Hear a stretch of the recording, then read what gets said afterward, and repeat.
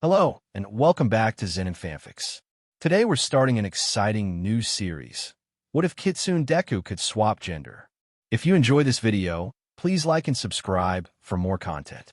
The story we're featuring is written by Uclipse on fanfiction.net. You can find all the relevant links in the description, so be sure to check out the author's profile and say hello. Now, let's dive into the story. 10-year-old Izuku hated his life. Ever since he was labeled as quirkless, his friends turned his back on him. His best friend turns into his personal tormentor. His father left his mother cause of him, at least he believed, and his mother couldn't look him in the eye cause of her guilt of saying the wrong thing when he asked her an important question. Izuku was currently walking to school when he is pulled into an alley by a familiar blonde. "Where do you think you are going, you useless Deku?" asked Izuku's ex-childhood best friend, Kitsune Quirk. "Are you trying to get out of your daily beating?" "Well, you're wrong, Deku," Kitsune yells as he explodes Izuku in the chest, launching him into two of Bakugo's followers. One was a skinny guy with a finger quirk, and one was a fat guy with a wing quirk. Sorry, Deku, but you of all people know you can't escape Bakugo." Fingers extended his finger to wrap around Izuku's shoulders and holds him in place. "Why catch on? Why?" Izuku says in a low, raspy voice due to him hitting Izuku in the chest and slamming his ribs into his lungs. "TW. Why? You dare ask why? It's because you're a weak, useless Deku who dreams to be a hero. Someone like you belong underneath my feet.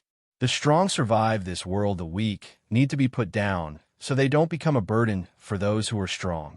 So since you are weak and I'm strong, you deserve to be under my feet and deserve to be put down."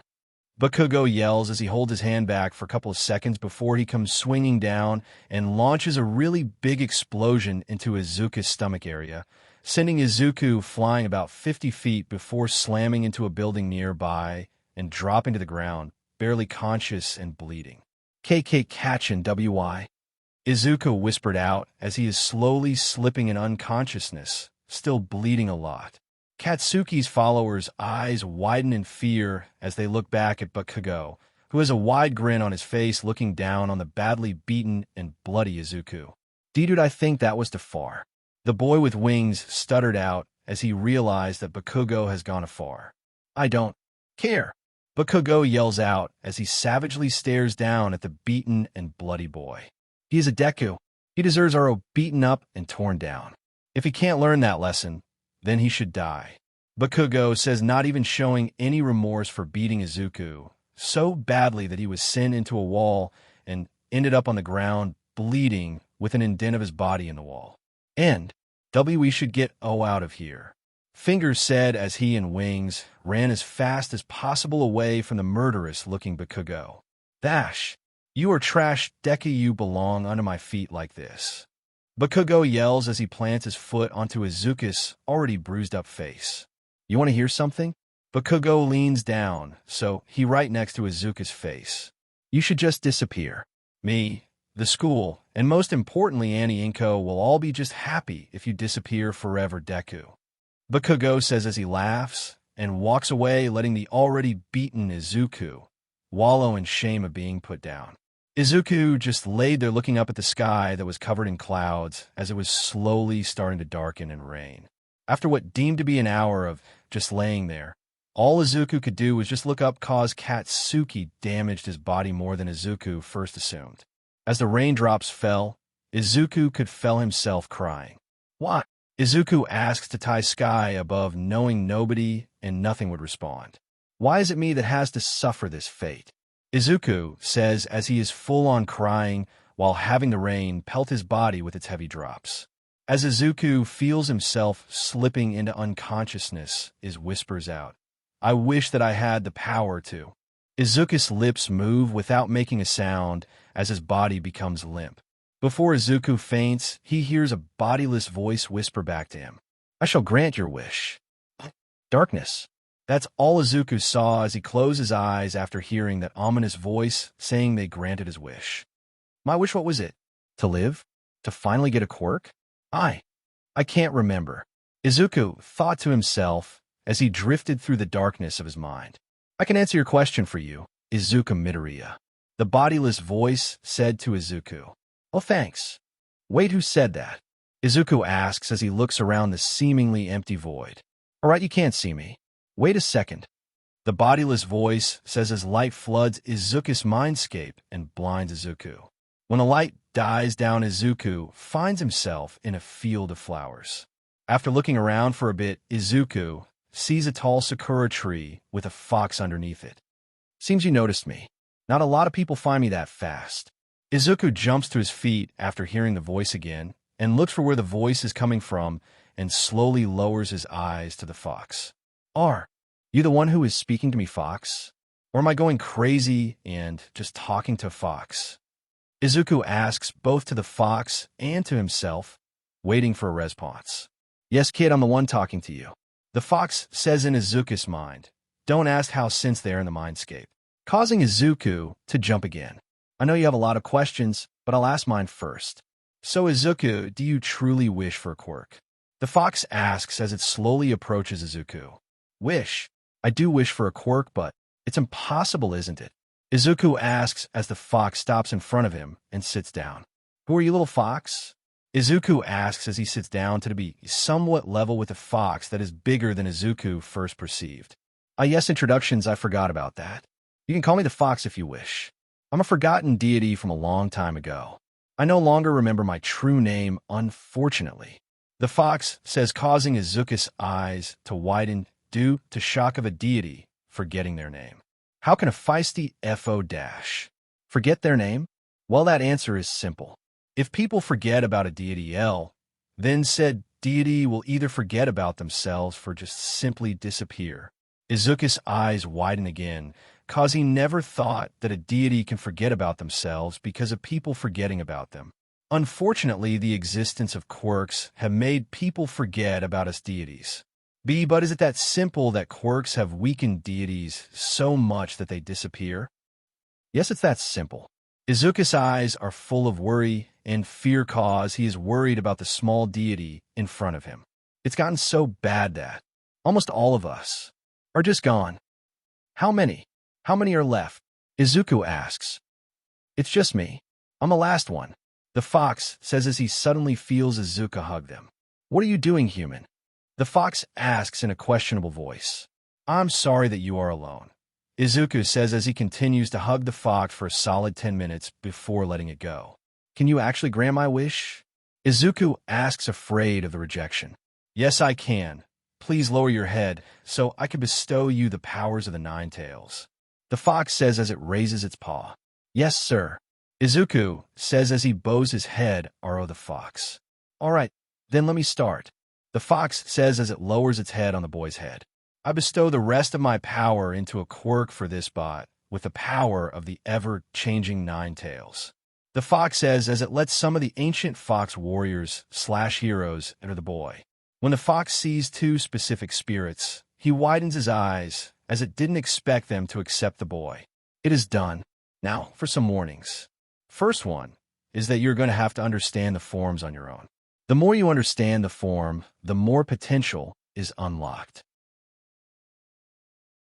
Second, don't reveal your powers in public till you get to the UA. And third, the fox pauses, trying to figure out a way to tell Izuku about the outside situation. What is it, fox? Izuku is worried about what the third warning is. I shouldn't tell you this, but Izuku, in the outside world, you are in critical condition and have been in a coma for a year because of the beating from Bakugo. Your mother isn't doing so well either. Please, before you train, make sure she is in a good mental state. The fox deity says, making Izuku's eyes widen and fall back from the devastating news. I'm sorry, kid, but be strong for your family at least. The fox sits back down and stares at the boy, waiting for him to calm down. After Izuku is done panicking, stands up and faces the fox. Thanks for granting my wish. I'll remember you, I promise. Izuku finishes saying as he starts to disappear. I promise to build a little shrine for you, so you can be remembered by those who see it. Izuku yells as he disappears. Thanks, human. The fox deity says as he looks up. Why did you two pick that human when you both hate humans to your souls? 6 and 8 tails? Do you both think this human is different? If you don't, I'll support the boy all the way. The fox says as the mindscape fades as Izuku finally wakes up. Izuku's eyes slowly open as bright light fills in as his surroundings slowly register to him. The first thing he sees is a heart monitor followed by all the other medical equipment that must have been used to save him. The next thing that registered to him was the fact that he was starving. "I'm hungry, but I'll have to wait for someone to come here," Izuku says in a raspy voice due to not walking for so long. As Izuku tries to find a way to get the doctor or a nurse, he sees the door open with a man staring at a clipboard entering the room. "All right, time to see Mr. Midoriya's Vita." The doctor comes to halt as he sees an awake and confused Izuku looking around before noticing the doctor. "So can you get my mom, or?" Izuku says wanting to check to see how his mother is doing. The doctor fumbled with his clipboard before straightening himself out and responding. "Good to see that you're up, Mr. Midoriya. And yes, I'll call your mom and get some others to check up on you." "Okay," the doctor says in a calm, soothing voice as to not startle the patient. "Okay, and can I get some food? I'm really hungry," Izuku says as his stomach growls in agreement. "As you say, Mr. Midoriya," the doctor says as he leaves the room and panic stresses on the other side of the door before walking down the hall and out of earshot. Izuku can't help chuckle at that and can't help thinking that it's good to see people's worried expressions again, but not out of pity. 10 minutes later, the same doctor enters with a tray of food with 2 other doctors behind him. "How are you feeling, Midoriya?" asked the doctor to the left. "Any nausea or pain anywhere?" asked the nurse to the right. "I'm fine. I'm just hungry and I want to see my mom," Izuku responds as he grabs some of the food off the tray and starts eating. The doctors and nurse look at each other and start thinking the same thing. For someone who was in a coma for a month, he is mentally healing a lot faster than any other person. "Izuku, baby." Inko was pouring out tears as she entered her son's hospital room and saw him awake for the first time since he was found in an alley and had almost died from blunt force trauma and BLD loss. Inko was not expecting to hear that her son was found half dead in an alley. When she heard the news, she immediately headed to the hospital to find her son in critical condition. After he was cleared to be visited by family members only, Inko could only stare and sit as her son lay motionless on a bed with multiple machines hooked up to him, since the doctors and nurses don't have the quirks to deal with BLD loss or blunt force trauma. For a week, Inko sat in her son's room barely eating and drinking, just staring at his body. After the first week, she didn't go back to work. She just stayed at home, barely keeping herself from collapsing or much worse. When she heard Izuku woke up a lot sooner than expected, she immediately drove there with speeds that would put her in jail for a while. "Hey, Mom. Sorry for the pain I've caused you." Izuku responded with a soft, genuine smile. No, baby, I'm the one who should be apologizing. If I hadn't been so blinded by my self-hate and pity, I would have noticed that you were missing the moment you didn't come home from school. I'm sorry I failed as a mother, Izuku." Inko continued to sib to Izuku's bed as he looked down at her. "Mom, it's not your fault. I should have told you about the bullying." Izuku realized he just said the wrong thing. "You were being bullied." Inko yelled as she shook her son. "Yes, I was getting bullied, but I have a way of it," Izuku says with his face full of determination. "Izuku, honey, do you need SWCH schools?" Inko asks, using her motherly bond with her child to predict his answer. "Yes, but I also have something else to tell you. I have a quirk now," Izuku says as he looks at his mom with pure happiness. "Really, what is it?" Inko asks. She grips her son's shoulder real tight. "It's just a simple fox quirk," Izuku says as he puffs into green smoke, and in his place is a green fox. This causes his mom to faint and the doctors to rush forward and put her on the couch. When Izuku transforms back, he thinks to himself, "Well, she's going to faint a lot when I finally tell her I also have other forms." 5 years later, you go to a green-headed boy walking through the forest as he hums to himself. As the boy hums, he comes to a clearing that has a shrine in the middle of a little pond on a patch of land. As the boy approaches the shrine, we see our favorite broccoli boy, Izuku. As Izuku sits down, he starts meditating. "It's been a while since I've been here. I've grown the quirk you've given me. I have access to all 10 forms, so thanks for that." Izuku says as he starts remembering the incidents and powers of the forms he has unlocked by now. Narrator Izuku voice. I have a total of 10 forms. Those are 0 to 9 tails. Here's a rundown of the powers of the forms I've unlocked. First off is 0 tails, aka my quirkless state. I don't have any fox ears of tails, so I can pass as quirkless. In this form/body, I for some reason have a photographic memory within this form for some reason. I usually am in the form in public posing as a quirkless kid till I fulfill my promise. The drawback is I'm still a coward, but what do you expect? Next is my one-tail form. It's just a green fox that can change its size. The upside is that it's really fast despite its size. It can be up to half the size of a horse and as small as a cat or a normal-sized fox. The downside is that when in this form, I have strong animal desires/urges. Next is 2 tails. Despite my age, this form appears as a preteen fox boy with orange hair, orange eyes, orange fox ears, and orange tails. For what experimenting I've done, the powers this fox form has is some sort of chaos control. It can affect almost anything and basically spread pure chaos on what the fox wants and touches. For example, I touched a tree with the power activated and the tree started bending and shaping into a wacky tree shape before I turned off the power, and the tree stopped and took the shape of a weird, wicked-looking tree. I can also shoot the energy and it destroys or distorts what it comes in contact with. The only drawback is that I become childish. All in all, definitely a powerful form, but somewhat hard to control with a childish attitude and destructive power. Next is 3 tails. This form haunts my dreams sometimes because of the incidents I've had in public with it. The drawback is the worst drawback of all of the forms. It's something called Lucky Lecture Lure. Basically, whenever I'm around people, my clothes just randomly fall off, which led me to almost being arrested for public NDTY. Did I also say that this form turns me into a female, like literally changes my entire body and hormones into one of females? Yeah, I don't get it either. But anyways, on to the powers. This form makes my fox ears and tails into pure fire. Don't worry, they don't burn anything unless I want them to. And turns my hair into long black and smooth hair and eyes into a light golden color. The powers let me control the fire that comes out of my body, making me into a fire fox girl. The upside is that I'm pretty much immune to all fire attacks. I can be damaged by fire, but almost nothing gets through my body. Next is 4 tails. Another female form. This form turns my hair into rusty brown color, my eyes into a deep brown, rusty brown fox ears, and rusty brown fox tails. This form's power lets me control the earth itself. Yeah, it's pretty overpowered, but with every great power comes a weird drawback. That is that this form comes with the urge to literally bury bullies 10 feet under the ground. It's happened twice now to some disgusting villains that I've come across in the streets. Now onto a somewhat normal form, 5 tails.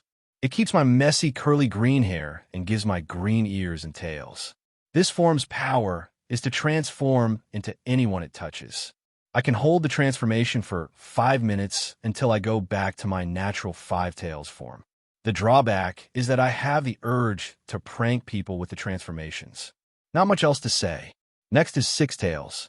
It's a female form that turns my eyes into a pink shape and my hair, fox ears, and tails into a white color. This form's power, from what I've experimented with so far, is the power to heal most injuries and use a type of love magic. This form is a really great supporter type, and the live magic works on both sexes but works more effectively on males. The downside to great power is have sadistic tendencies. There's an incident when I saw a bully with a lizard quirk and used the love side of the form and made him go to mall and do multiple dances and stupid pranks, resulting in him eventually getting detained by mall police. Next is 7 tails. It's a male form that turns his eyes, hair, ears, and tails into an icy blue color. The power of this form is to create ice and control all ice. It's pretty powerful ice. I can currently create ice that can't be melted by most fires. The only exceptions are the special fires like Endeavors or that villain who uses cremation flames. The downside is that he becomes extremely cold to others unless he trusts them enough to protect him if he gets teared. Next is the most powerful form in his arsenal, Eight Tails. Eight Tails is the last female form. It turns her eyes, ears, hair, and tails into pale orange color, and her face is that of a childish cute teen. Despite her appearance, her powers are through the roof. She has the ability to reverse and fast-forward time, and some weird ability called Sage. The experimenting with the time part was interesting because I accidentally reversed a tree's time and put it back to its sapling state. This power comes with the most devastating drawback. She hates the humankind. Every time I'm in public as her, I just scowl at others and deck them across the face if they don't leave me alone. When I first turned into her, I received a lot of information about the true nature of people and how quirks have corrupted a lot of people, leaving only a few good people left in the world. But even those people can be corrupted. Finally is the last form, Nine Tails. This form has not changed his coloring at all, leaving Izuku with messy curly green hair, emerald green eyes, green ears, and green tails. This form's power is to manipulate the tails themselves into anything he wants.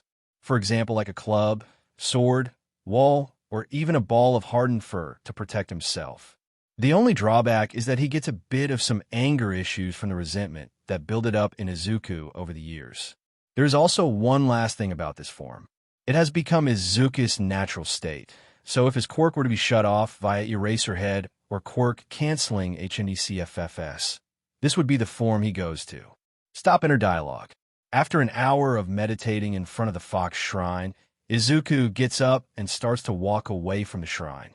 Izuku looks up before leaving the field, having the wind carry his hair. Izuku can't help but think to himself, just 1 month. 1 month, and I can finally reveal some of my powers. I will always remember this gift you have given me. Thank you, Fox. Izuku says to himself as he walks away from the shrine toward his home. 1 month before UA entrance exams. We go to our favorite green-headed fox boy who is currently on a trash-littered beach beating up a dryer in his Nine Tails form. Alright, let's try a combo move. Izuku grunts to himself as he launches himself at the dryer and grabs it with his tails and flings it into the air. The dryer goes flying into the air as Izuku puts his tails onto the ground and uses them like a spring and launches himself into the air, going after the dryer, and goes above it before the dryer starts to fall again. Izuku curls all of his tails together and twists them into one giant tail. Giant Tails Hammer. Izuku shouts out as his tails seem to harden in the sunlight, and he twists his body so he can bring his tail down with more force. The moment the twisted tails and the dryer connect, the tails crush the dryer and leave an indent in it as it gets flung to the ground at the speed of sound, making a sonic boom as it crashes into the ground.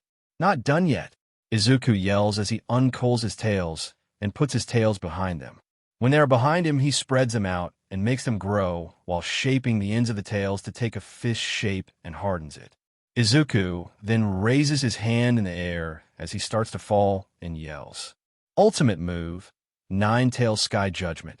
He calls out as he strikes his hand down, and his tails come crashing down fast, and they all strike the crushed dryer, completely demolishing it and turns it into a dryer pancake. Izuku manages to land safely on the ground and starts panting from the strain of doing one of his ultimate moves. I still need to work on that. He chuckles to himself as his body explodes into green smoke, and he reappears in his Zero Tails form as the smoke disappears. Note to self, need to work out more in Nine Tails form to do combo moves that end in an ultimate attack. Izuku says that he jots down some notes in his Tails form notebook. Hey kid, yelled a feminine voice from behind Izuku, causing him to jump an entire foot into the air out of fear. Why yes.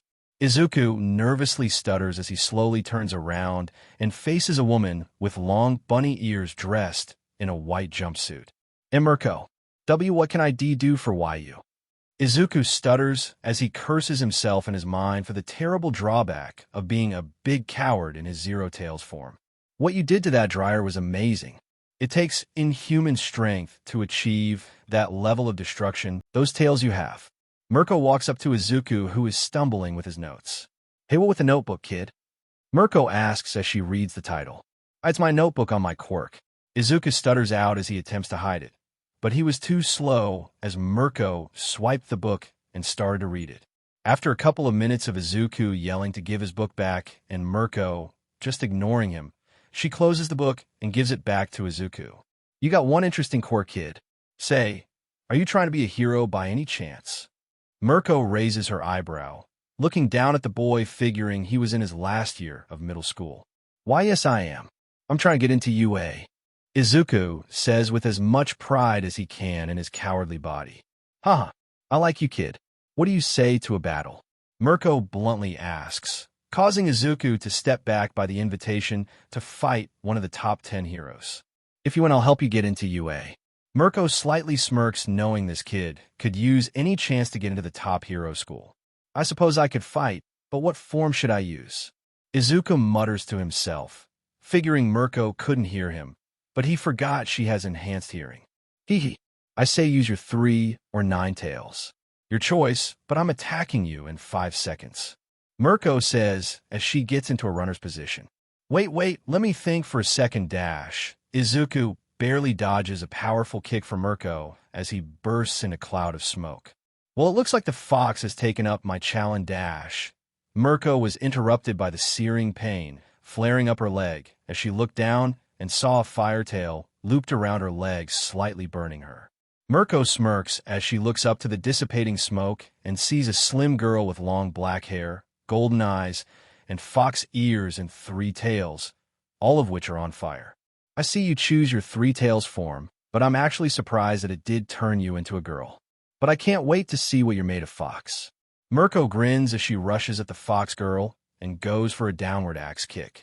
Izuku manages to leap out of the way, but loses her shirt in the process, leaving her in her BR. TSK, this is why I don't fight as 3 tails in front of people. Izuku snarls at herself as he gets on his hand and starts to break dance, twirling her tails in the process, making them, building a lot of power as her tails absorb all the oxygen in the air, making the fire tail's strength grow a lot. When your note said you lost clothes in public in this form, I was skeptical, but now I see it's true. Mirko mocks Izuku as she leaps at Izuku, leaving a crater in the sand where she was standing. Izuku then starts to dance her way toward Mirko and meets her halfway as she lets her tails go wild, while Mirko goes for a punch at the fox girl. Lunar punch. Mirko calls out as she lats her punch fly at Izuku and lands a solid punch to her chest, but not before all 3 tails WHB Mirko hard and leave second-degree burns on her face and arms. Izuku got sent flying and landed hard into a refrigerator, making her cough out a bunch of BLD and start to breathe really hard from having the wind knocked out her. After a couple of moments, Izuku slowly stood up and looked at Mirko, who was currently checking out the burns on her face and arms. Demon kid, you dealt a lot more damage to me than most villains manage to pull off, and the fact you're still standing after a direct hit for my lunar punch. Mirko smirks as she continues. You're truly going to be a powerful force to reckon with, kid. As promised, I'll help you get into UA. Mirko says as she hops over to Izuku, who puffed into smoke again and reverted to his 0 tails form. But I didn't win. I only managed to hit you a few times, whereas you almost knocked me out with 1 punch. Izuku says as he is very confused by why he was getting the help of Mirko after losing to 1 punch. Just like I said, kid, you're still standing after a full power direct punch to the chest. You are worthy of me to help you out, kid. So stop refusing my help and just take my hand, little fox. Mirko says as she lowers her hand to Izuku, who looks up with tears rolling down his face as he grabs her hand and stands up. Thank you, Mirko. Why, you are the first person to acknowledge me, not out of pity or hatred. So thank you, Mirko. Izuku says as he continues to cry because of the sheer bliss that he is feeling. Geez, kid, didn't know that you had some personal problems like that. Mirko sighs as she puts both hands on Izuku's shoulders and gives him a serious look. Look, kid, if you want my help, you need to stop crying and focus on getting stronger. You and I both know that you can grow a lot stronger, so until the UA recommendation exams start, I'll be training you. Mirko proudly says as Izuku stops crying and looks like he is processing what she just said. What? Time skipped to the day before recommendation exams. Izuku is currently sitting on top of a pile of crushed metal staring up into the sky in his Zero Tails form.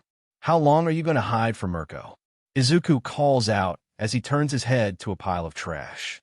Said pile of trash starts to rustle and explodes, revealing Mirko in her hero outfit. I see you have noticed me again, little fox. Mirko triumphantly says and looks at Izuku, who has an unamused face. You know you can show a bit more emotion when I show up. Mirko says disappointedly toward her trainee. Well, you don't even try to hide when you approach me anymore. So of course I would have a bored expression on my face if that happens. Izuku explains in his intimidation of Mirko's voice. Oi, watch who you are, intimidating brat. Mirko says as tick marks appear on her forehead. Izuku smirks as puffs into green smoke and reveals an exact copy of Mirko. I'll PND you into the ground, Grandma. Izuku says in Mirko's voice as this is the work of his trickster form. 5 tails. Oh, you want to go, brat? Mirko yells as she gets into a lunging stance. Bring on Grandma. The fake Mirko yells out as they both rush at each other and start trading blows. As both Mirkos see that they are even, they start going faster and faster until they both are just a blur of punches and kicks. After about 5 minutes have passed, both Mirkos separate and are both panting a lot before the Mirko facing the ocean becomes a blur and converts back to his 5-tailed state. Curly, messy green hair and green eyes, tails and ears. Holy SHD kid, I didn't think that you would last the entire duration of your transformation against me. Mirko huffs out, clearly exhausted from fighting. Well, huff, it's not surprising since huff, when 5 tails transform into someone, I get all of their physical traits and physical power. And since your quirk affects your physical power and traits, I can copy your strength quite easily, Grandma. Izuku gives Mirko a SHD eating grin as he puffs into smoke and goes back to Zero Tails form.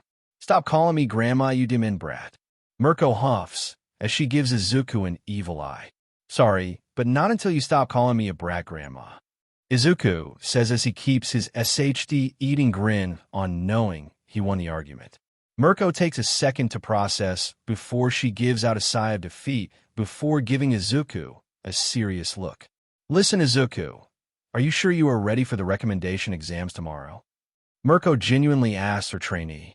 Izuku thinks for a second before giving a cocktail smile. Of course I am. I can't wait to see what people might be my classmates and or future rivals. Izuku simply responds. Mirko sighs as she looks over, definitely sees the improvement he built over the past month. Hey, do your best out there, brat. And don't be afraid to use your forms in public. Some might be a truly bad idea, but keep in mind that they are still your power. If you reject it, you might lose control over that form. Mirko says, causing Izuku to stop walking and just stand there while clenching his fists. I know, Mirko, but thanks for that. Izuku says as he walks home. I really do need to get over my fear of using certain forms in public. 3, 7, and 8 tails.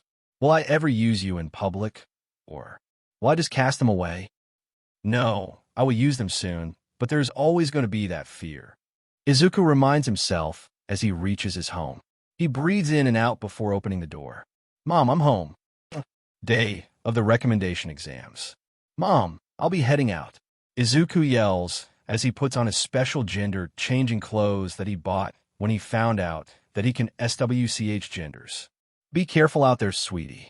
Inko yells out to Izuku as he leaves. Inko clenches her fists as watches her baby boy leave and can't help but think. Izuku, I'm sorry for not supporting you when you were quirkless. Please be careful out there. I will, Mom. Izuku replies before shutting the door. Don't worry, Mom, I won't do anything stupid during the test. Izuku then starts his hour-long walk to UA. 1 hour later. I'm finally here. I won't screw up Mom and Mirko. Izuku says to himself as he walks into his future school. Each step he takes, the more confident he is that he will get into this school. When he eventually makes it to the front doors, he sees a sign that says to enter and go to the introduction hall. Izuku looks at the sign and moves into the school and follows the sign for the hall he is supposed to go in.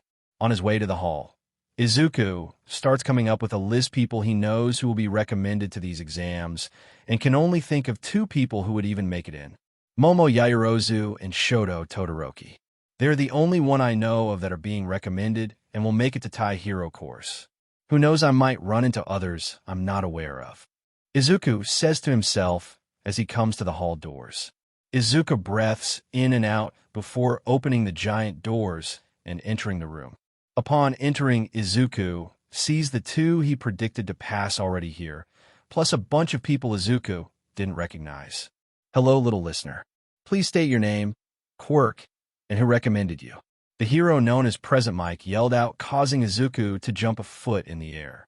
Izuku breathes really hard before looking up and responding to Present Mike. My name is Izuku Made, Quirk, Tale of the Nine Tails, and the hero who recommended me was the bunny hero, Mirko. Izuku quietly responds as to not let any other people hear his personal information. Present Mike voice. Name, Izuku Made, Quirk, Tale of the Nine Tails. This quirk allows the user to transform into a total of 10 forms going from 0 tails to 9 tails. Each tail has its own unique powers and drawbacks. Drawback. Some of the forms have very hostile drawbacks and could result in a lot of people getting hurt if the user loses control. Mirko actually recommended someone. Present Mike says in a normal voice as to not alert the other participants. Let me see Izuku Made. Here it is, and it seems Mirko actually recommended someone, huh? Mike was shocked by that revelation. Well, little listener, please proceed where the other participants are waiting. The written portion will start in about 20 minutes. Mike yelled as Izuku walked to the hall where he saw about 20 others already in the stands, all spaced out, except one tall guy who was currently talking really loudly to one guy with blue skin. The blue-skinned guy looked like he wanted to die, while the tall guy just kept on talking until he noticed Izuku entered and walked over to him, while the blue guy gave Izuku a sympathetic look before going back to whatever he was going beforehand. Hi there, fellow person. I am Inasa Yurashi, and you are... Inasa shouts in his normal, cheerful self. Present Mike voice. Name, Inasa Yurashi. Quirk, Whirlwind. This quirk allows the user to make and control strong gusts of wind that are strong enough to lift a small building. This quirk can even let the user fly. Drawback. None. The anime, light novels, manga, and the wiki don't say anything about a drawback. Hey, I'm Izuku Made. Nice to meet you, Yurashi. Izuku says to Inasa, who just smiles widely. Nice to meet you too, Made. Let's both do our best in these exams. But I'll let you know I'm going to be first. Inasa yells out, gaining groans and eye rolls from everyone in the room. What is your quirk, Made? Inasa yells out. Again. Sorry, Yurashi, but you're going to have to wait till the physical exams to find out. Izuku says, giving Inasa a sly smile. Ho, I see, Made.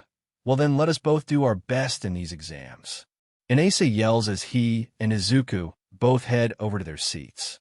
After a couple of minutes of waiting and no one else showing up, Present Mike enters the hall. Hello, little listeners, and welcome to the first part of the recommendation exams. You will see under your desks that you have a pile of papers. That is your first test, a written exam. You will be given 2 hours to complete this exam. When you're finished, please put your papers in the basket in the front of the hall. There are currently 24 people here, but only those who get a 75% or above can pass this first part. So work fast and efficiently. Without any further ado, let this exam begin. Present Mike shouts before moonwalking out of the hall. Most of the students just stare at the door with a gruff face before moving on to the test. Most people were struggling with the test, but students like Izuku and Momo were breezing through it. After about 30 minutes, Izuku gets up and turns in his paper and is shortly followed by Momo. When the 1 hour mark hits, a couple others turn it in, and the rest slowly turn it in until the last exam is turned in and Present Mike enters the hall again. Hello, little listeners. Please wait here for a half an hour and wait for your scores to be announced. Present Mike yells out as he grabs the stack of paper and leaves the hall. Made, how do you think you did on that exam? I did pretty good. Insa says loudly as he approaches his green-haired friend. The questions were really easy, but I'm surprised someone finished a minute after I did. Hope that they know what they are doing. Izuku says as he leans back in his chair and looks up to see Inasa standing next to him and smiling down at him. Izuku gulps as he stands up and says to his tall friend, You made me think for a second that you were going to murder me. Izuku shivers at the thought, while Inasa just laughs. Haha, I like your jokes, Izuku. What do you say to being my friend? Inasa shouts as he shoots his hand forward for a handshake. Izuku takes a couple of seconds to decide before taking Inasa's hand and shaking it. Sure, Yurashi. Let's be friends and call me Izuku. Haha. Well, then you have to call me Inasa, then Izuku. He shouts out as he laughs, somewhat creepily. Deal, Inasa. Izuku says as he softly smiles and sits down again, hearing the doors open. Hello, children. The R-rated hero Midnight says as she cracked her WHP and causes a couple of the boys, Izuku, Inasa, and Todoroki, to blush upon seeing her. Here on this screen, you will see what your scores from the written exams are and who has passed. Midnight says as a screen lowers and a projector shows the results. 1 Izuku Midoriya, 100%. 2 Momo Yaoyorozu, 100%. 3 Setsuna Tokage, 98%. 4. 5 Shoto Todoroki, 91%. 6. 7 Inasa Yurashi, 88%. 8. 9. 10 Juzo Hananuki, 80%. 11. 12. 75%. The students who don't make it all cry out in disappointment and pain as an ectoplasm clone comes and drags them away. Yaoyorozu looked at the screen in disappointment and was about to ask a question before Midnight interrupted her. You will see that some of you have the same score, so to decide who got the higher place, whoever submitted it first gets the highest ranking place. Midnight explains, but that still doesn't get rid of her Momo's pout. Dang, Izuku, I didn't know that you were that smart that you got the highest score. Inasa looks at the green head, cause he didn't know that Izuku wasn't that smart since he already figured he was smart, but not that smart. Now, since all the people who failed have been removed for the exam, we are going on to the second part of the recommendation exams, the practical exam.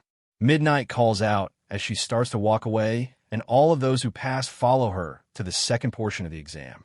After about 5 minutes of walking, they come to an open field with a variety of things surrounding them. Welcome to the practical exam.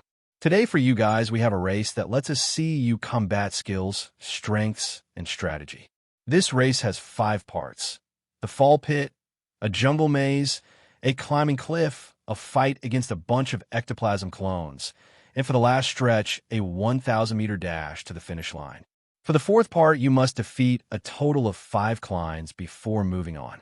We will split everyone into 4 teams of 3. Each person will race against other members of their team to try to get to the end first. Each team will go one at a time, while the other will wait in a spirit area, so as to not let the other team strategize on how to clear this exam. Now look to your left, and you will see who your teams are and who you are racing against. Midnight cracked her WHB as the screen next to her shows the team lineups. Team 1, 1 Momo Yaoyorozu. 2, 3. Team 2, 1 Setsuna Tokage. 2, 3. Team 3, 1 Juzo Hananuki. 2, 3. Team 4, 1 Izuku Midoriya. 2 Shoto Todoroki. 3 Inasa Yurashi. Alright, so may Team 1 please stay while I SCRT the other to the watching room. Midnight says as she practically pushed the rest of the examinees to the waiting room. After getting into the waiting room, Izuku gets approached by Inasa. Hello there, Izuku. It seems like we're going to face off against each other along with Endeavor's son. Inasa bellows out as he stares down on Izuku. Inasa's is like 6 feet 2 inches, I'm guessing, whereas Izuku, I think, is about 5 feet 6 inches. I guess you're right, but it's going to be a while, depending on how long it takes the other teams.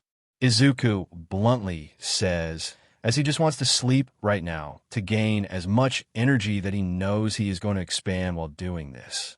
You're right, as well, Izuku. Haha.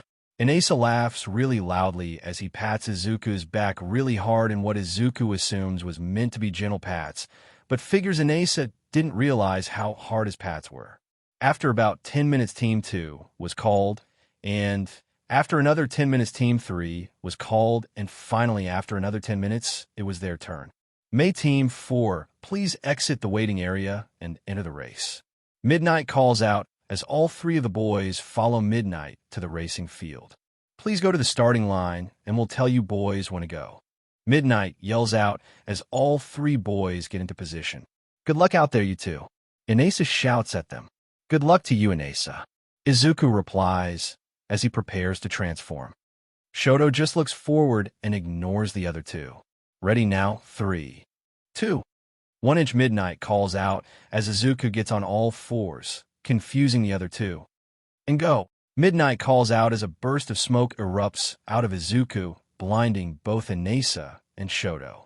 Whoa, what the dash! Inasa yells as the smoke dissipates, and Izuku is no longer standing where he was a few seconds ago. When Inasa looks forward, he sees a small green blur sprinting down the track. Hey, no fair! Inasa yells out as he chases after Izuku and Todoroki, who is only blinded for a few seconds before skating down the track on his ice path. After running for a bit, they come to the pitfall obstacle. Izuku clears it easily by using his built-up speed to jump the entire obstacle and continue running. Inasa just flew over it, and Shoto just slid across it on his ice. At the second obstacle was the forest maze. Izuku shrinks to the tiniest size his one-tail form can go, about the size of a large mouse right now, and just weaved through the trees and cleared it after a minute. Inasa again just flew over it and took second place, while Shoto created an ice bridge and slid across it again. At the third obstacle, Izuku had to slow down a lot and return to normal size to hop from rock to climb a cliff. Inasa once again flew over the obstacle and took first place from Izuku. Shoto also built an ice ramp and made it to the top, taking second place, with Izuku only a few feet behind him. Next was the villain simulation fight.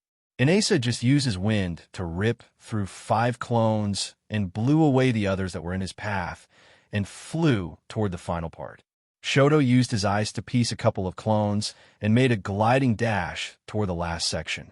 Izuku's fox form seemed to glow green as he was at the start of 4th obstacle one moment, and at the other end with a couple of clones being ripped to shreds the next moment. All the boys arrived at the start of the 1,000-meter dash at the same time as they all tore across the field at max speed, staying to get ahead of one another.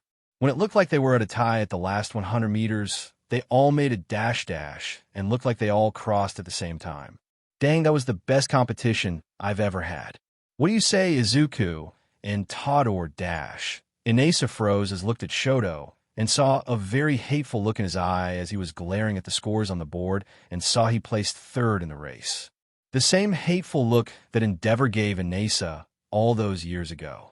Inasa's face darkened as he says, "If that's how it is, then I'll withdraw my application to you, dash." Inasa is stopped by a slap to the back from the now human Izuku. Inasa, don't let things like that get to you. Todoroki might have a reason for being so hateful right now, so just calm down and don't lower yourself to do something terrible out of spite or hatred. Izuku calmly says to his friend as he looks up and sees the scores for the race.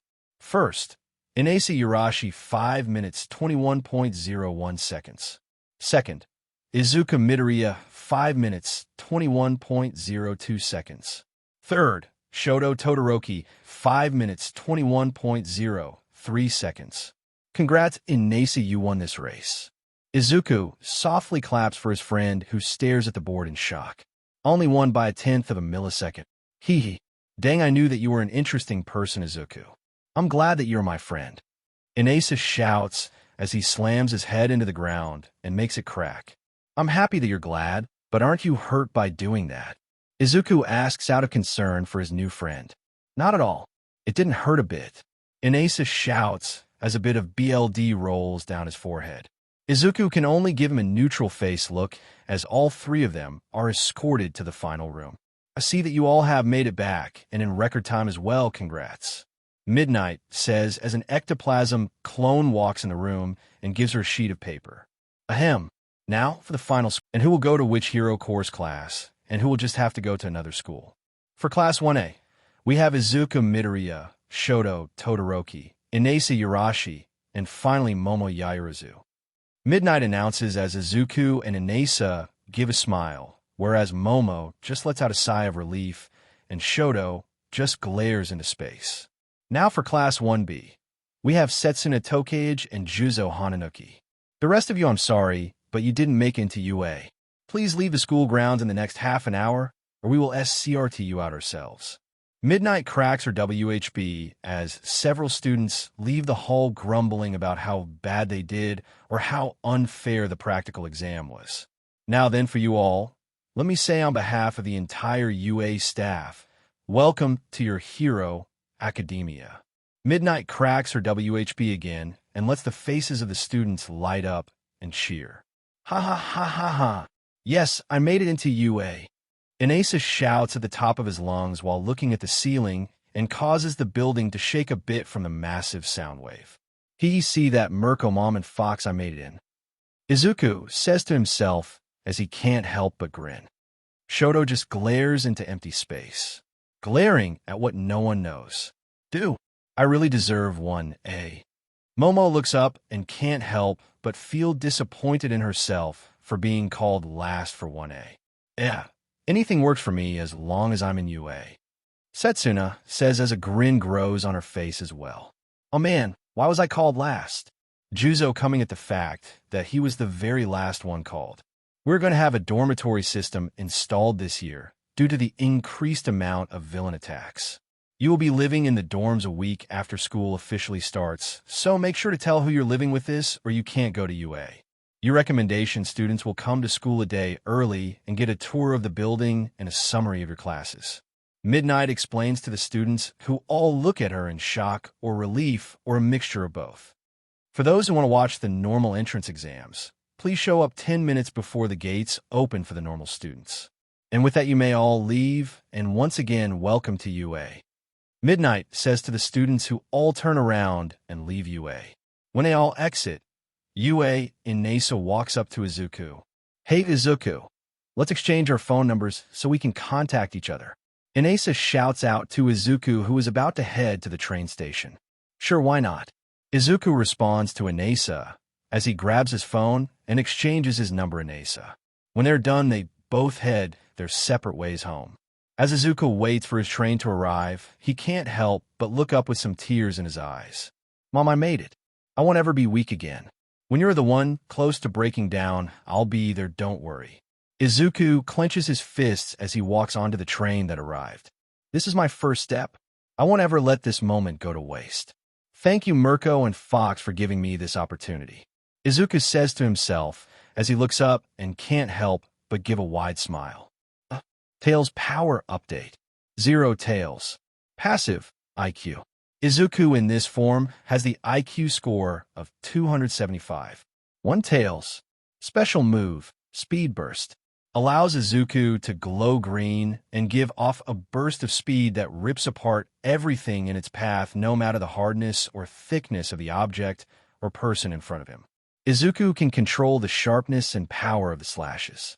Can only be used once every hour. 3 Tails. Technique, Fire Dance. While doing any form of dancing, while using 3 Tails increases the potency of the fire from Izuku's tails and general firepower. 9 Tails. Special move, Tail Club. By winding all 9 of his tails, Izuku can harden it and use it to slam into anything and launch almost any object or person with a lot of built-up bludgeoning power. Can do serious damage to the hero Fat Gum. Ultimate move, 9 Tail Sky Judgment. By being high in the air, Izuku can spread out his tails and use his fur manipulation to grow his tails out in size and shape the ends of the tails into the shape of a fist and harden them as much as he wants, and finally launch all of them down at his target, completely pummeling the target and dealing a lot of damage. Thoughts. Voices talking to Izuku. Day the recommended students enter school. My mom, I'll see you after school orientation. Izuku, in his 0 Tails form, yells as he puts on his shoes and green sweatshirt that reads Fox in kanji. Bye Izuku, please be safe. Inko yells as she tosses Izuku his backpack, which he grabs out of the air. Thanks, Mom, I will. Izuku yells as he runs out the door and runs to the nearest bus station. Izuku's thoughts. It's been an entire month since the recommendation exams, and today is the day that the 6 people who pass the recommendation exams get a tour of the school and a rundown of events that will happen during our first year at UA. Mirko has been using my training a lot lately. I'm able to use all of the forms, but I'm at a stopping point on all of the forms. In all my forms, I'm just not able to increase my power at all. It's as if there's some mental and physical barrier I've hit, and can't overcome right now. I haven't shown Mirko my 8, 6, and 2 tails yet. 8 and 6 tails have grown to be very stubborn and refuse to be used in front of other people, or which is straight up taught me in my mind.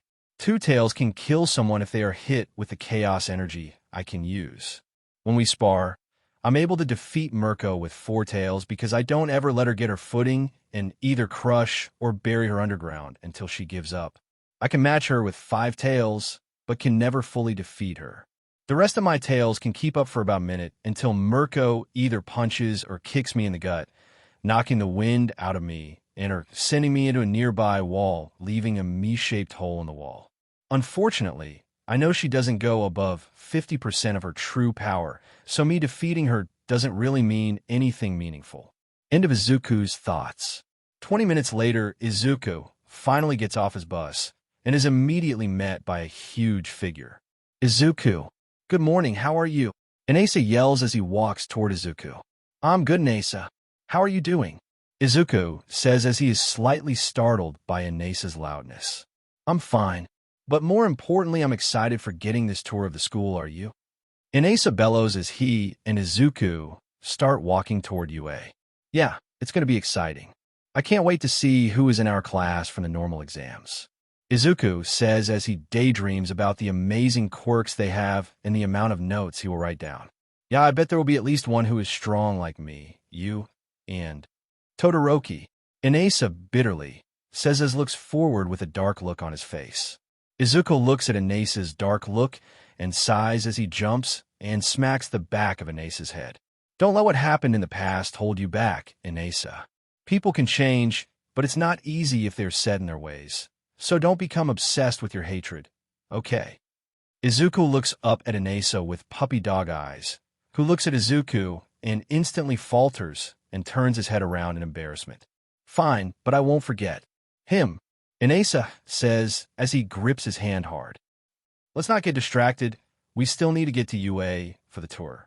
Izuku says as he starts to jog out of the bus station with Inasa a few seconds behind him.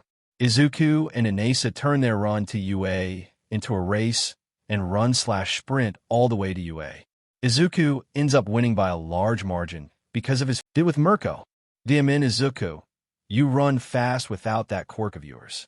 You must have trained hard. Inasa yells/comments causing Izuku to blush. Yeah, I train every day with the hero that recommended me.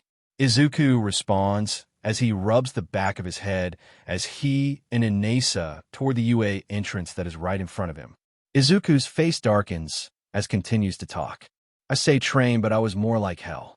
Izuku shivers as he remembers the amount of time Mirko kicked and or punch him into a wall or something really. It sounds like it was hard, but it definitely paid off. Inasa says as he flexes his arm, revealing a smooth, muscular, and toned arm. I did a lot of physical training as well over the last month. Izuku looks back at Inasa and can't help but admire the amount of muscle he built up over the last month. Izuku and Inasa both continue walking until they reach the front gates of UA. You ready, Inasa? Izuku asks as he looks at his tall, loud friend who looks like he's about to explode from excitement. Izuku sighs as he sees Inasa trying to hold himself back. Just let it out, already dash. Oh yeah, I'm finally in UAA. Inasa screams at the top of his lungs, causing Izuku to fall to the ground and clutch his ears in pain. The shout was so powerful that Izuku could see shockwaves move away from them. Hey Izuku, are you okay? Inasa says as he lowers a hand down to Izuku, who eventually takes his hand and stands up. Why yeah, I'm good. It's just that the wind pressure from that yell knocked me off my feet. Izuku nervously chuckled as he started walking through the front gate of UA with Inasa a step behind him. Izuku and Inasa both looked ahead with blazing determination in mind as they both reached the front door where a pro hero was waiting. Looks like Present Mike was waiting for us, huh? Izuku says as he picks up his pace until Present Mike finally notices them. Huh, they're your little listeners. You two must be Midoriya and Urashi. Am I right? Present Mike shouts, making Izuku and Inasa flinch a bit at the sudden amount of noise. After a few moments, Izuku responds. Yes, sir, that is us. Present Mike looks at them for a few seconds and Izuku could have sworn he thought he heard mixed thoughts say, "What's up with kids these days?" Before turning around, and with a tear dropping down his face, he says, "Well, since all you listeners are here, now let me lead you on to your tour." Mike then starts walking into the building with all of the kids shortly behind him.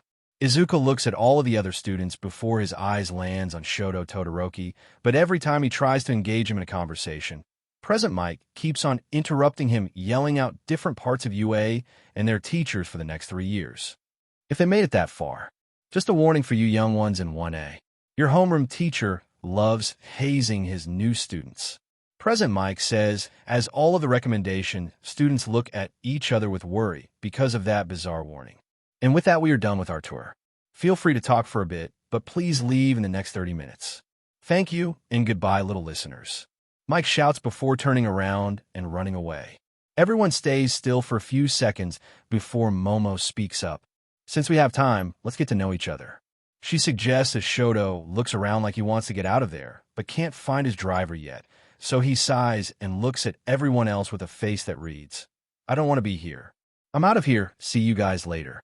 Juzo says as he walks away, clearly not wanting to speak to anyone right now. "Here, I'll go first." Setsuna speaks up as she backs up and separates her arms and hands from her body.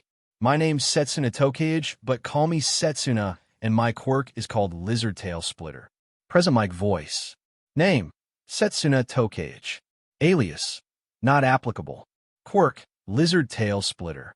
This quirk allows the user to split their body into pieces and control them. This allows the user to even split off their eyes, ears, nose, and mouth from their body. If a piece of a user's body is destroyed, it will regenerate when a user puts their body back together. Drawback: if part of the user's body gets captured, the user can rebuild themselves fully, leading to them not being able to regenerate. I can split apart my body into pieces. Right now my limit is around 100 pieces. Setsuna says as she moves her arms over to Izuku and picks him up by his sweatshirt and lifts him up into the air.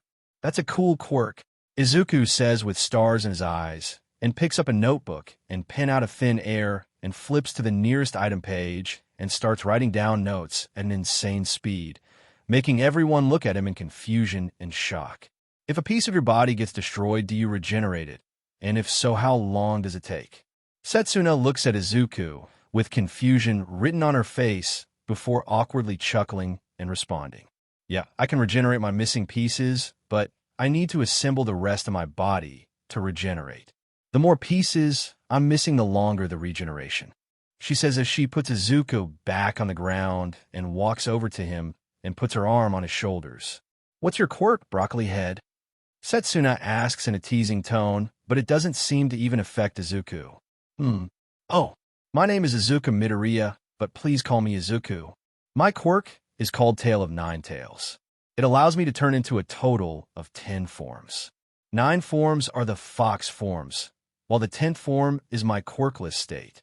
Each of the 10 forms have their own unique powers. I can even change my gender depending on the form. The form I'm in right now is Zero Tails, aka my quirkless form.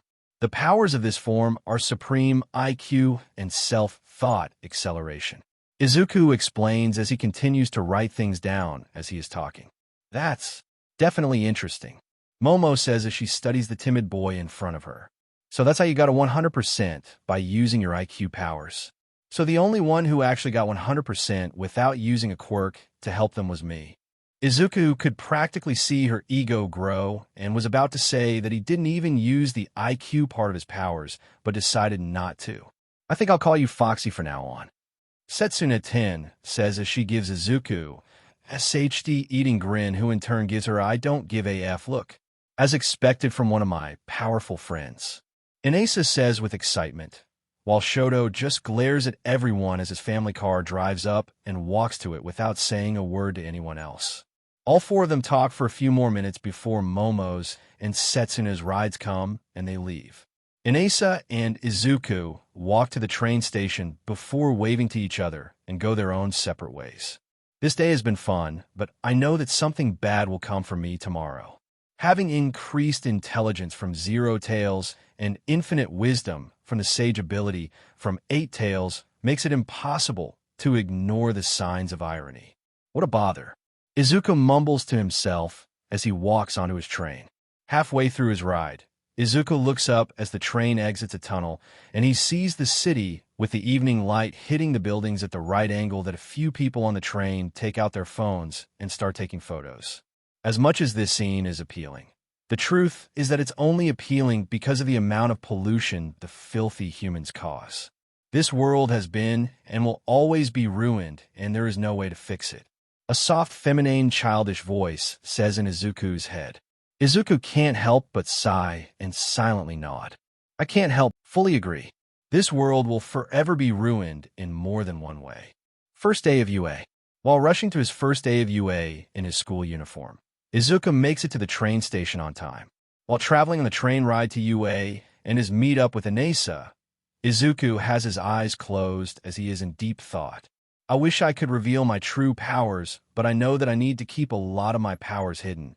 But what form should I reveal to the class? And Izuku says as he reaches to the voices in his head.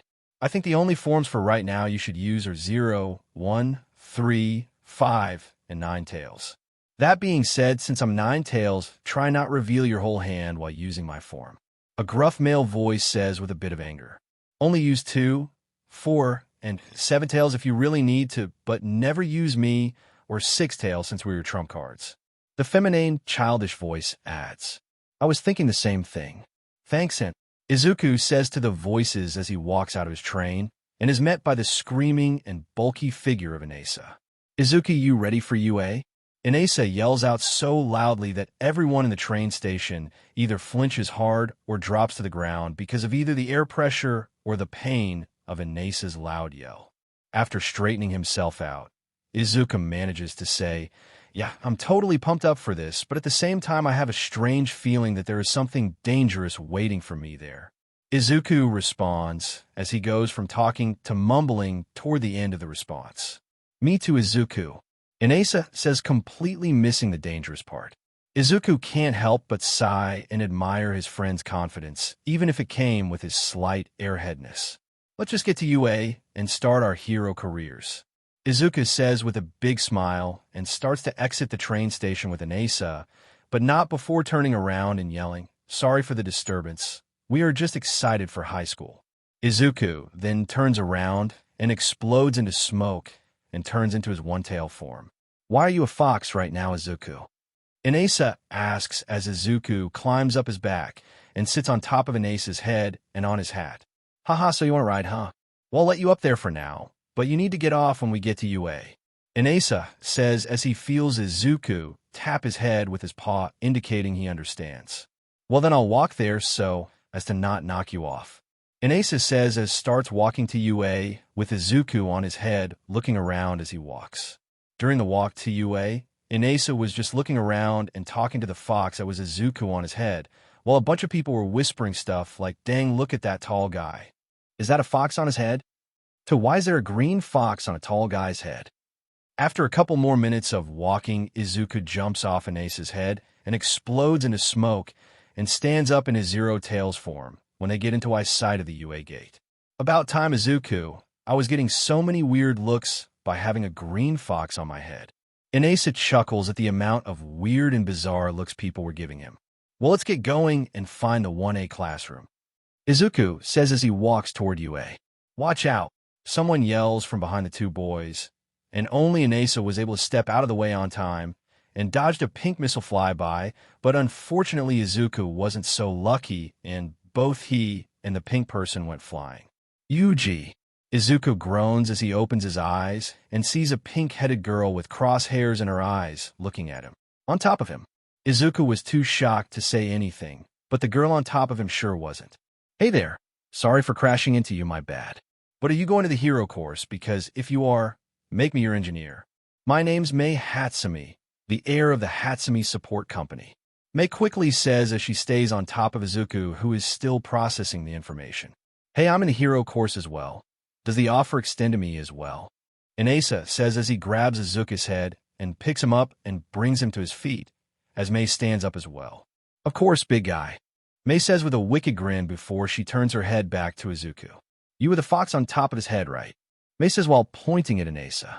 Why, yes, I was. Izuku says somewhat shocked. How did you figure that out? Izuku says with a bit of curiosity in his voice. Well, you have green hair and the fox was green, so I assumed you were the same thing. May excitedly says as she starts to grope Izuku while simultaneously getting his measurements. MMA, what are you doing? Izuku stutters out as he is completely shocked by this. You literally have 4 female forms, and you have seen yourself naked multiple times in your male and female forms. Why is this getting to you? The gruff voice asks disappointedly. Shut up. I'm still not used to others touching me. Especially since the only physical contact I've had in the past 5 years was Mirko kicking my butt and my mom giving me motherly hugs. How do you expect me to react to someone GRPNG me? Izuku screams back in his mind to the voices, not like a cat that hates water. The feminine, childish voice responded. Point taken. Izuku says back as he relaxes his body and just lets May grope him since he knows that he can't escape the crazy inventor.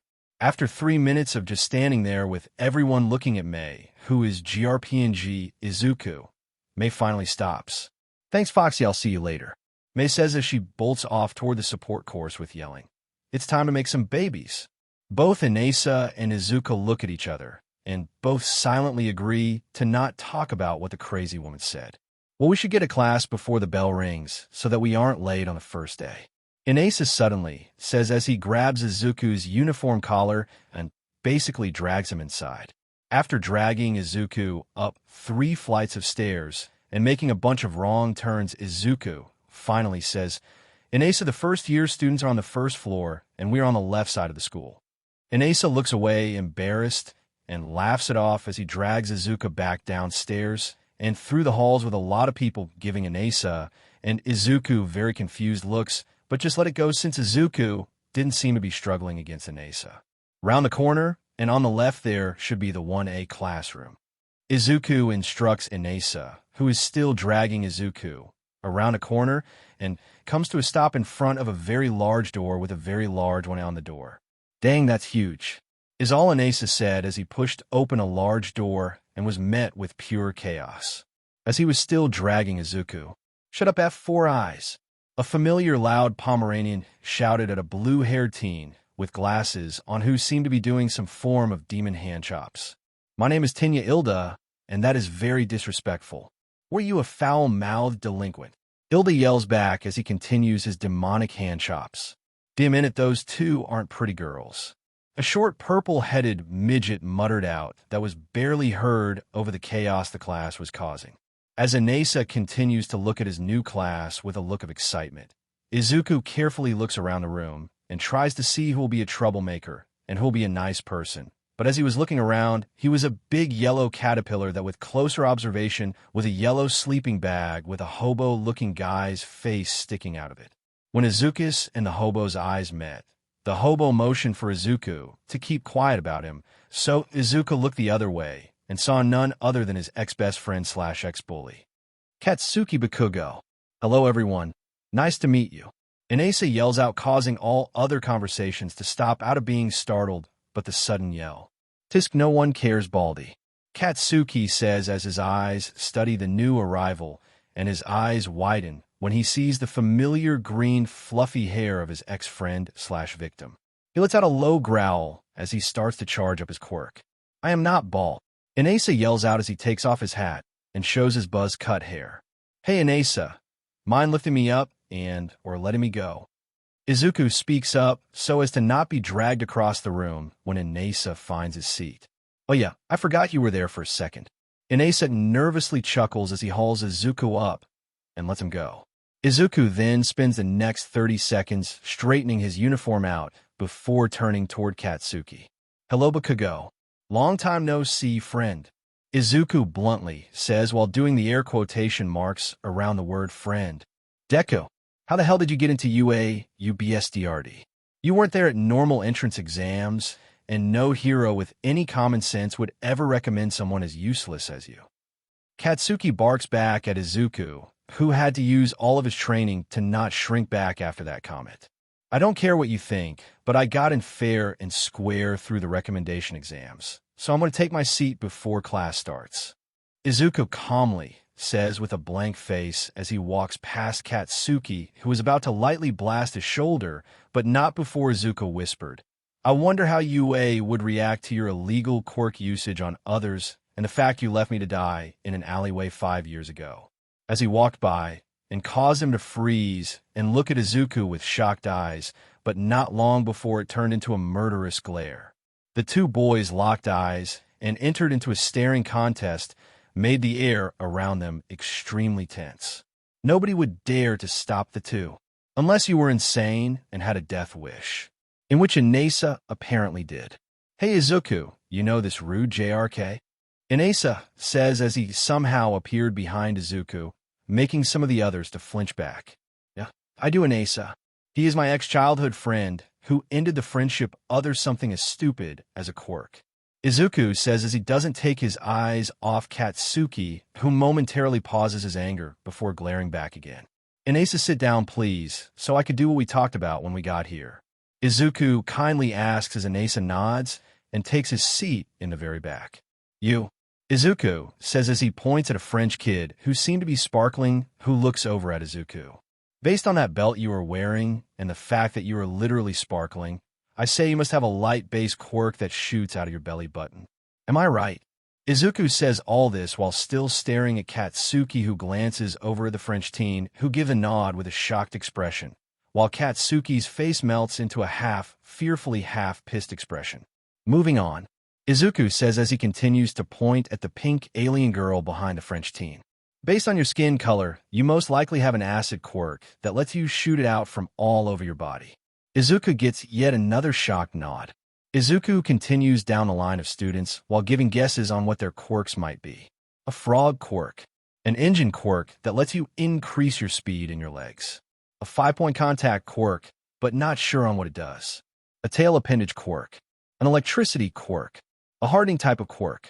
I don't know what your quirk is, it's a bit confusing. The guy with the rock-shaped head looked at Izuku with a bit of relief since he didn't guess what his quirk was based on his appearance. A quirk that lets you consume something and it increases your overall and physical strength. A dupli arm quirk. A quirk that has to do with hearing and sounds. A tape quirk. A sentient quirk that deals with darkness. A half and half quirk. An invisibility quirk. An explosion quirk based on your sweat. A quirk that has to do with the ball on your head, but based on what you said when I walked in, it has to do with sticky ball. A creation quirk. And my tall friend has a wind quirk. Izuku manages to list off, leaving the entire room in silence at how this one person figures out what most of their quirks are by being in the same room for 5 minutes. And finally, a fellow fox quirk. Izuku points toward a girl with pink hair and pink fox ears, who looks at Izuku with a bit of curiosity because of the way he said her quirk. That's a bit concerning that you managed to guess a basic part of my quirk without even talking to me. The red-headed boy with sharp features said what everyone in the room was thinking. That's definitely interesting that the kid managed to rattle off most of his classmates' quirks without interacting with them.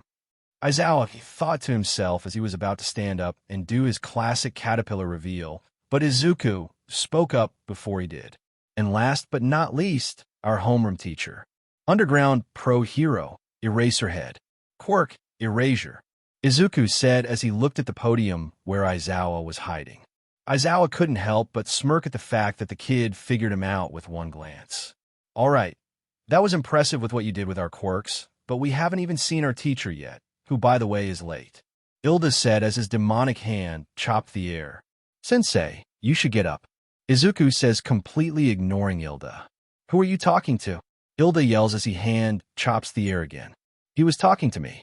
Aizawa grumbles out as he rises up from the ground with his sleeping bag still around him.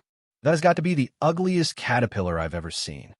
The boy with the yellow hair and electric quirk absent-mindedly said, I'm not a caterpillar.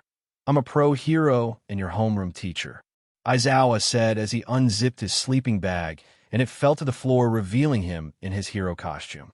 The ugly caterpillar evolved into a hobo. What are quirks anymore? The electric kid spoke up. Class started 5 minutes ago, and you still dare to talk, huh, kid? Eraser says as he activates his quirk, and his scarf starts to float ominously. If I were a villain, all of you, but the broccoli head would be dead since he notices me. Aizawa says as he deactivated his quirk. Introduce yourselves and wake me up when you're done. Aizawa says as he puts his sleeping bag back on and crawls back under his desk. After a few seconds of silence, someone steps up to the front of class. Well, I'll go first. My name's Mina Ishido, and my quirk is acid. The girl with pink skin and in yellow horns announces. Hey, I'll go next. The spiky red-haired kid said. My name is Ejiro Kirishima, and my quirk is hardening body. Moi is Yuga Aoyama, and I can shoot dazzling beams out of my belly button.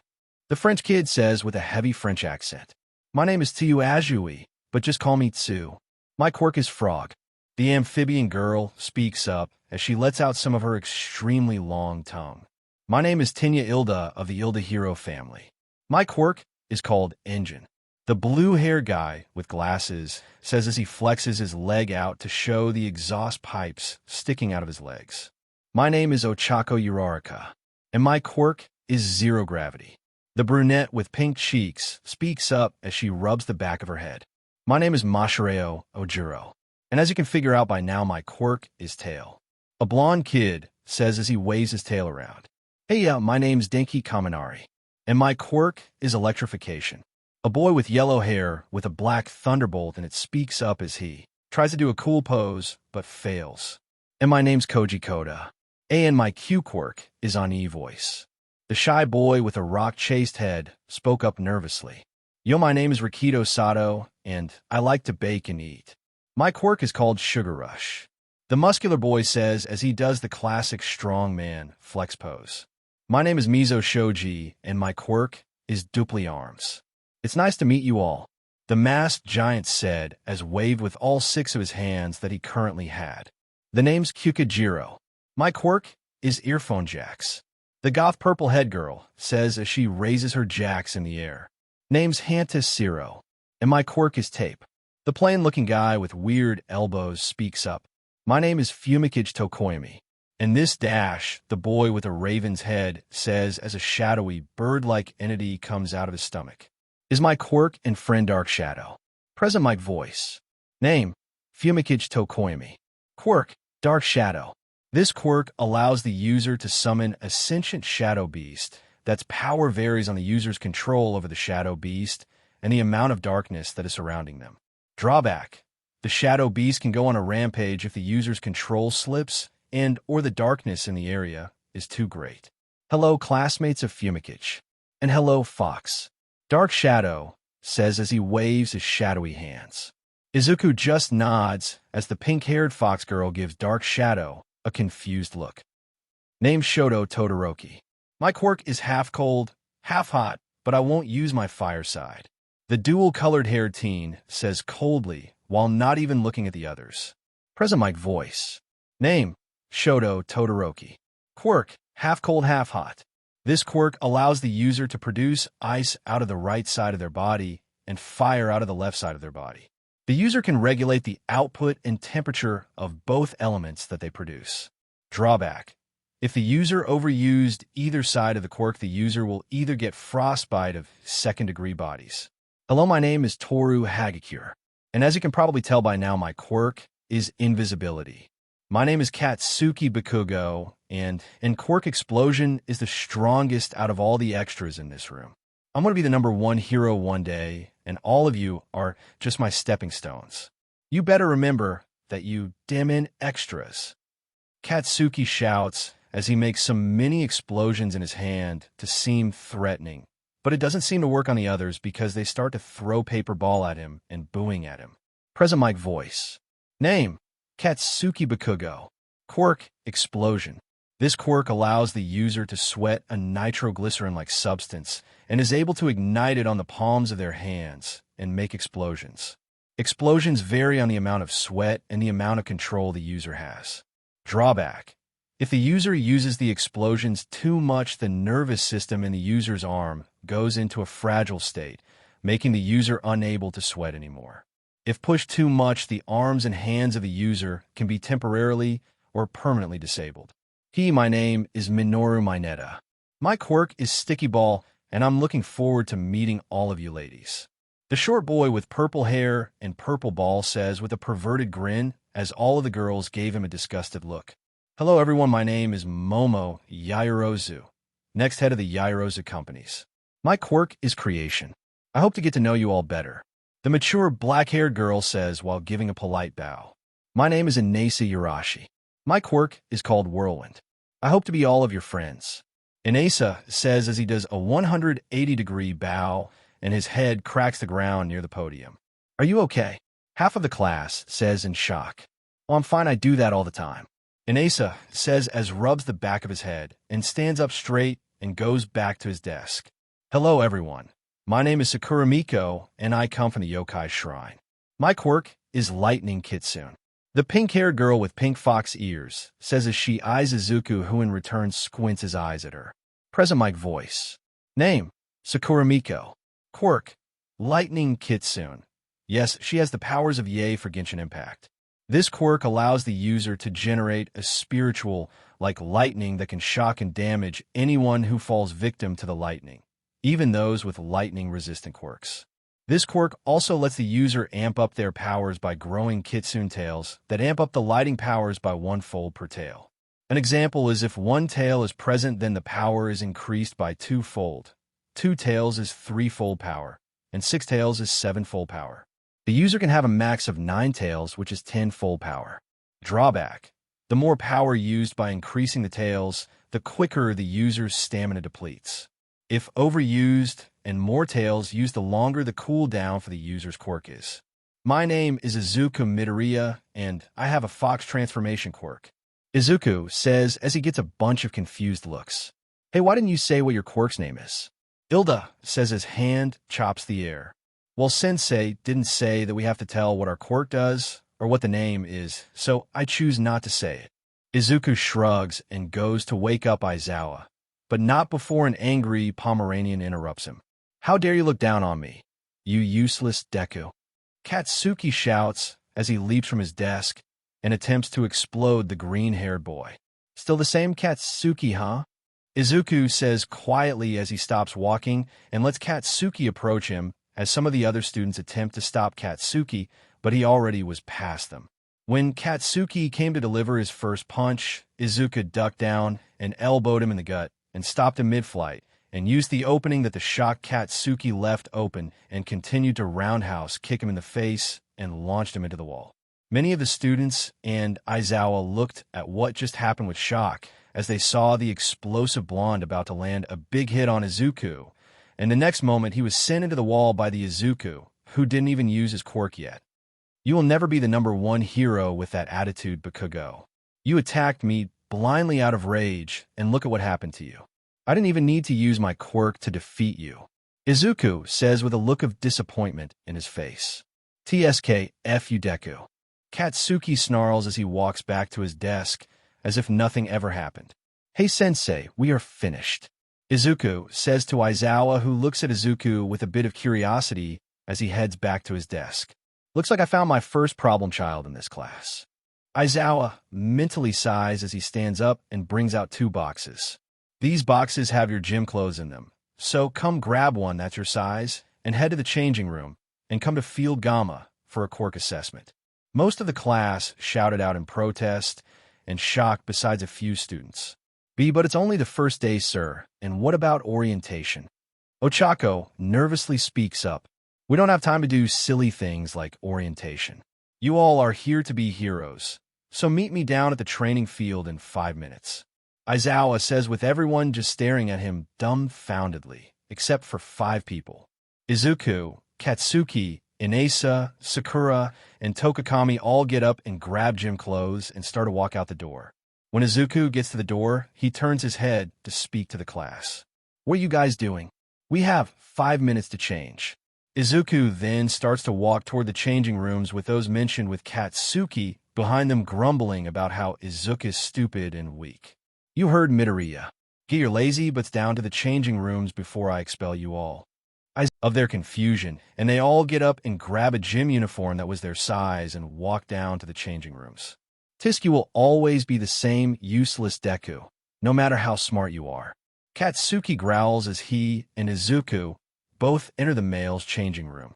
I've changed Bakugo. It's a shame to see that you haven't. Izuku calmly says as he starts to change, even though he is freaking out on the inside. Thanks, guys. I don't know if I could hold out for this long without your help. Izuku mentally praises his voices. Don't worry about it, kid. That explosive boy needs a real hard reality check if he is going to be a good hero. Reassures Izuku. Bakugo looked at Izuku with a shocked look on his face before it turned into an engaged death glare. But he turned around and started changing. TSK DMN Deku. I'll show you who is superior and stronger. I don't care if you have the ball to stand up to me, but I'll put you in your place. I'll put everyone in their place and show who is the strongest. Katsuki says as he looks down at his hand that is sparking with explosion as if reacting to his emotions. About 30 seconds later, all of the boys filter into the locker rooms and start changing except for two boys who head toward Izuku. Why, hello, my fox friend. How have you been doing since we last met? Tokoyami says as he starts to approach Izuku. I didn't know that you also have an alternate personality with that quirk of yours. Inasa shouts out again, drawing the attention toward Izuku. I've been good, Fumikich. How about you, my bird friend? Izuku responds to Tokoyami, completely ignoring the stares from the others. TSK, stop talking and change, you dimmin' idiots. Katsuki growls as he takes off his shirt and reveals his hard abs. So manly. Kirishima compliments as he sheds a manly tear admiring the explosive blonde's abs. Izuku can't help but sigh as he watches Katsuki yell and snap at anyone who tries to talk to him. I thought you would change, Bakugo, but you will always be the same, huh? It's only natural, Izuku. That human was raised in a toxic environment and raised to think that he is the best with that destructive quirk of his. Says with a lot of sadness in her voice. Hey guys, look at this. It looks like our seniors left us a gift. Mineta says as he motions for everyone to come toward a poster on the wall. Our seniors left us the best gift of all time. A peeping hole into the girls' changing room. Mineta yells out as he tears off the poster, and it reveals a small hole that seems to lead to the other side of the wall. Hey, that's not okay. Inasa yells out. That is highly inappropriate, Mineta. Get away from the wall, or I'll report you to our sensei. Ilda shouts out as he angrily chops the air with his hands. That is so unmanly. Kirishima says as he continues to change. Don't do it, Grape. Izuku says in a low, dangerous voice. Or else. Mineta just scoffs at the poor attempts to stop him. I don't care what you all think, but I'm going to look through here and look at Yairozu's bub, Ajui's bub, Uraraka's butt, and Mikase dash. Mineta was interrupted by a sudden hard furry tail hitting him in the side, and is launched into a nearby locker door that becomes dented by a Mineta-shaped hole. All the boys flinch back in shock and look at the origin of the furry tail and see Izuku standing there shirtless in his nine tails form with one of his tails on the opposite side of the changing room. Don't ever, and I mean ever, disrespect your classmates by trying to peek at them. That is a suable charge nowadays, so I would watch your actions if I were you, Mineta. Izuku says in a bit of a deeper voice with a bit of venom when he says Mineta's name. He then retracts his tail and continues to change while still in his nine tails form. So manly. Kirishima says with more manly tears rolling down his face. Many of the other boys look at Izuku with an appreciative look while also staring at Izuku's soft and fluffy tails that keep on swaying. You all better hurry up. We only have 2 minutes left to get down to Field Gamma. Izuku says as he puts on his gym shirt and leaves the locker room. TSK with a stupid need, said extras. Katsuki says as leaves the locker room as well with a scowl on his face. Let's hurry up, guys, before we show up late to the first quirk assessment. Inasa shouts as he continues to change with Tokoyami nodding behind him and doing the same thing. 2 minutes ago, on the girl's side. That green-haired boy. Why does he seem to have more power than he's letting on to? Sakura says to herself as she claims one of the lockers for herself. 30 seconds later, all of the other girls come filtering into the changing room. But Mina comes in with a mischievous grin on her face. Hey girls, who do you have a crush on in our class? Mina asks, catching everyone off guard as they were about to start changing. It's only the first day. We don't know any of the boys well enough to make a decision. Sue calmly says as she starts to change. Yeah, it's weird to have a crush on a guy that you barely know. Mina. Jiro says as she puts one of her jacks into the wall and starts to change. Oh, come on. At least one of you has to have a crush on one of the boys. Mina complains as she sees all of the girls shake their heads no. Oh, come on, I want some tea. Mina complains as she starts to change as well. Hey, girls, you might want to cover yourselves, because the pervert is about to look through a peeping hole. Jiro spoke up, causing all of the girls to use the clothes they were about to change into and cover themselves. TSK DMN perverted grape. Sakura says with an enraged voice as her body starts to get surrounded by pink lightning. All of a sudden, the girls hear a loud crashing sound, and they all look at Jiro for an answer. After a few more moments of listening, Jiro speaks up.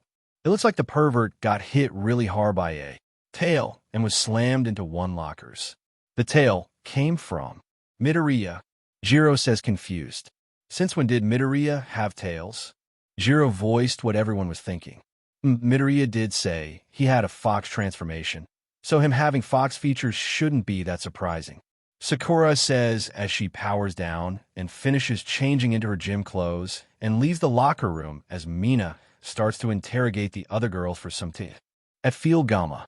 Field Gamma was one of the largest non-city testing grounds at UA, but it was also the spot where the most expulsions happened, and it was Aizawa's favorite spot. Being able to determine a student's worth and potential in an afternoon while also cutting down those who have the wrong ambitions was Aizawa's favorite part of teaching. Those kids better hurry up or I'll expel them, just like the kid from last year. Aizawa said to himself as a mischievous grin grew on his face. Those kids don't know just how much is at stake. This test will determine if they have the potential and talent to be true heroes in this society. Deku, you think you are better than me, you piece of SHD. Katsuki angrily yells out as he and Izuku come walking onto the field. For the last time, shut up, Bakugo. You no longer have the right to call me Deku or Izuku. So if you have nothing better to do than bark at me and call me names, then either leave or shut up. Izuku snaps back as all 9 of his tails start to float ominously. Since when did the problem child have tails? I'll have to look into his quirk later. The way he phrased his quirk was weird, and it seems he has more power than he lets on. What a problem child. Aizawa mentally thinks to himself as he lets out a heavy sigh and goes to approach the 2 boys. If you both are going to argue like children, then leave this school at once. We don't have time for petty fights. Aizawa looked down at the 2 boys who both looked at Aizawa for a few seconds and eventually just stood in different areas. What is wrong with Ishido? She has no respect for personal boundaries. Sakura complains to herself as she goes toward where Izuku was. When Sakura managed to stop her complaining, she looked up and saw Izuku in his 9 tails form looking up at the sky.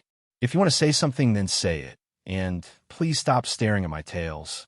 I know they're soft and fluffy. Izuku says as he turns his head towards Sakura, who looks at him with a bit of curiosity.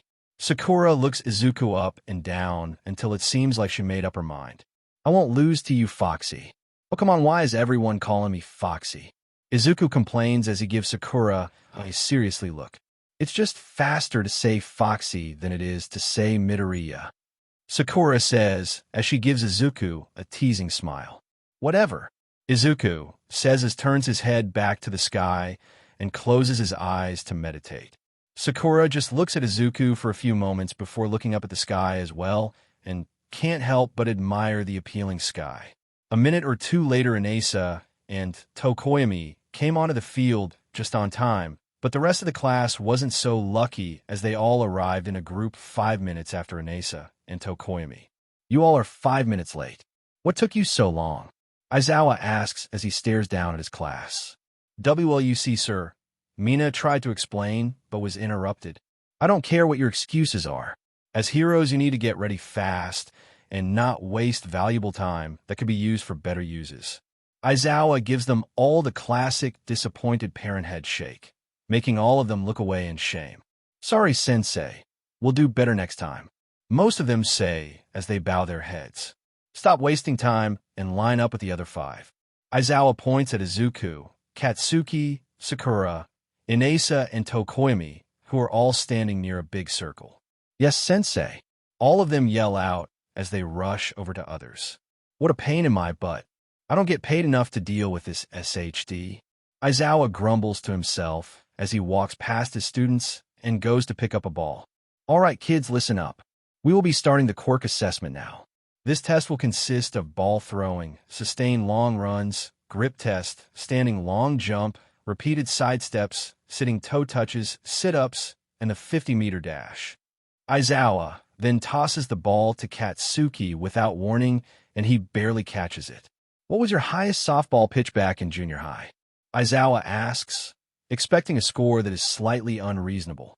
I think that it was around 75 meters.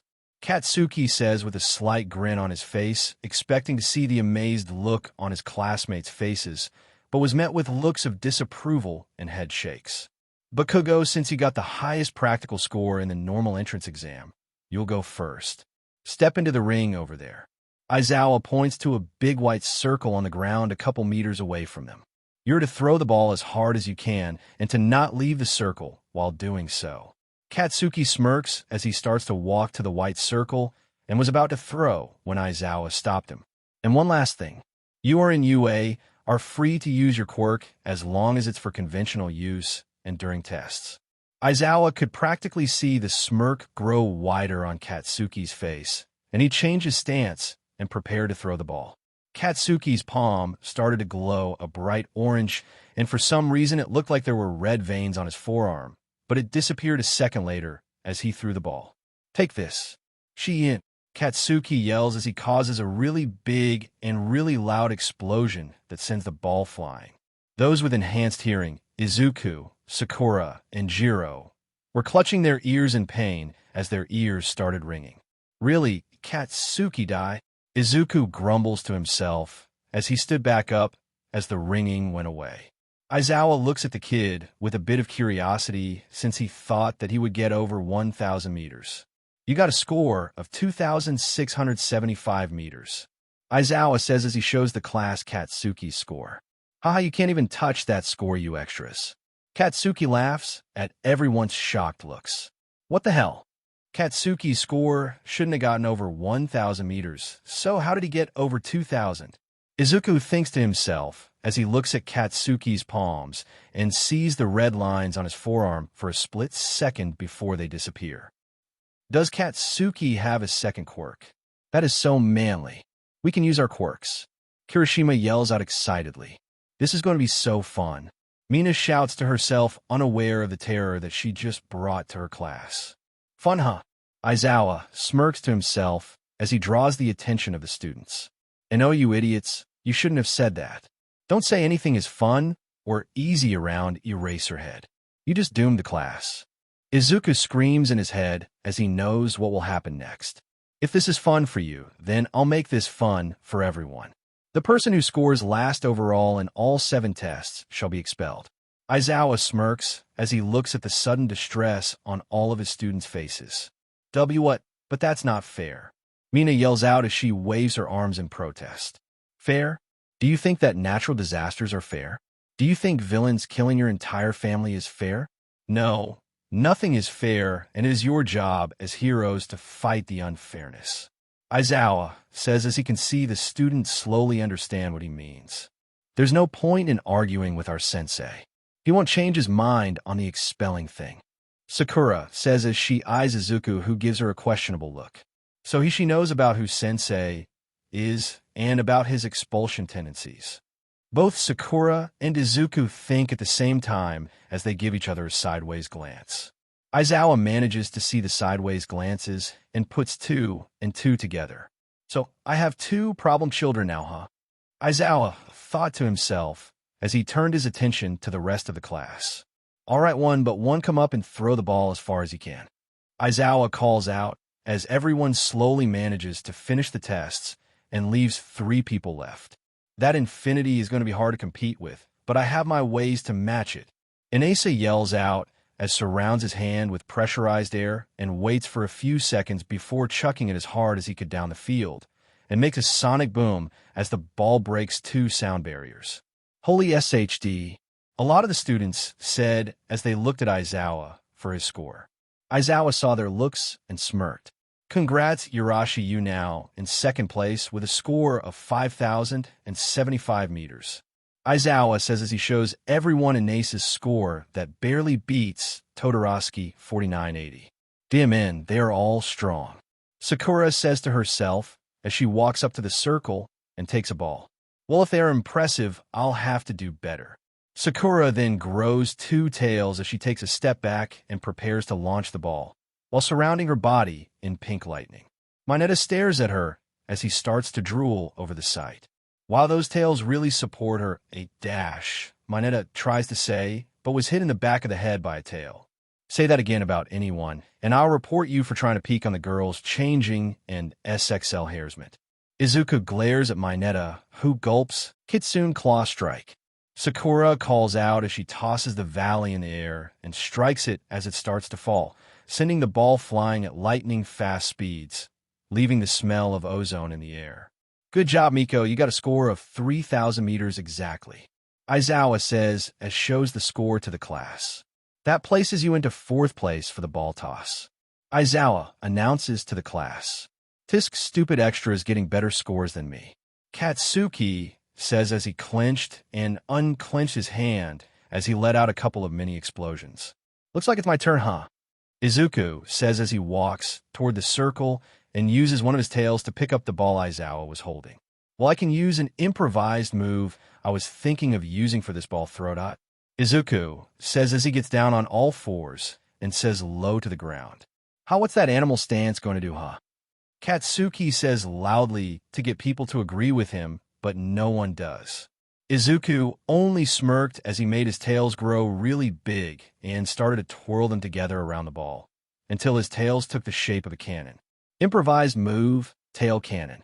Izuku calls out as his tails start unwinding at fast speeds as one of his tails push the ball at the same time, shooting the ball out at fast speeds as it goes far and fast instead of far and out like most of the other ball. Congrats on getting 3,001 meters, Midoriya. Aizawa says as he reveals the score to the class, putting Izuku into fourth place on the board. TSK BSDRD. How dare you try to show me up, Deku? Katsuki yells as he charges up an explosion in his hand as he rushes Izuku, as he shoots one of his tails deadly fast at Katsuki. All of a sudden, Katsuki's hand stops, sparking, and Izuku's tail stops an inch from Katsuki's throat, causing Katsuki's eyes to go wide and Izuku to have a bored expression on his face. As expected of you, Eraserhead. Izuku says as he looks at Aizawa, who gives Izuku a surprised look, but goes into a grin before anyone sees his surprised look.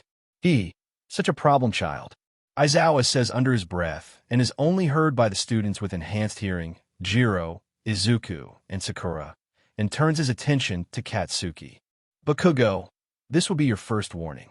Do not ever attack one of your classmates outside of appropriate training exercises.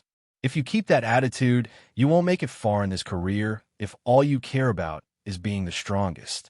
Seriously attacking a classmate because they were supposedly looking down on you is not a reason to harm someone. Aizawa said with a pissed expression because he knew where people with Katsuki's attitude ended up and he didn't want one of his students to go down that path. TSK, fine whatever hobo-sensei. Katsuki says as he walks back to the rest of the group with Izuku following behind him. All right, problem children, let's continue on to the second test. Aizawa says, choosing to ignore Katsuki's comment and walks over to the track. Problem children? Most people think as they all follow Aizawa. Long distance run. All right, kids, your next test will be a sustained long run. You will run around the track for as long as possible. If one or more of you happen to reach 30 minutes, then I will stop the run.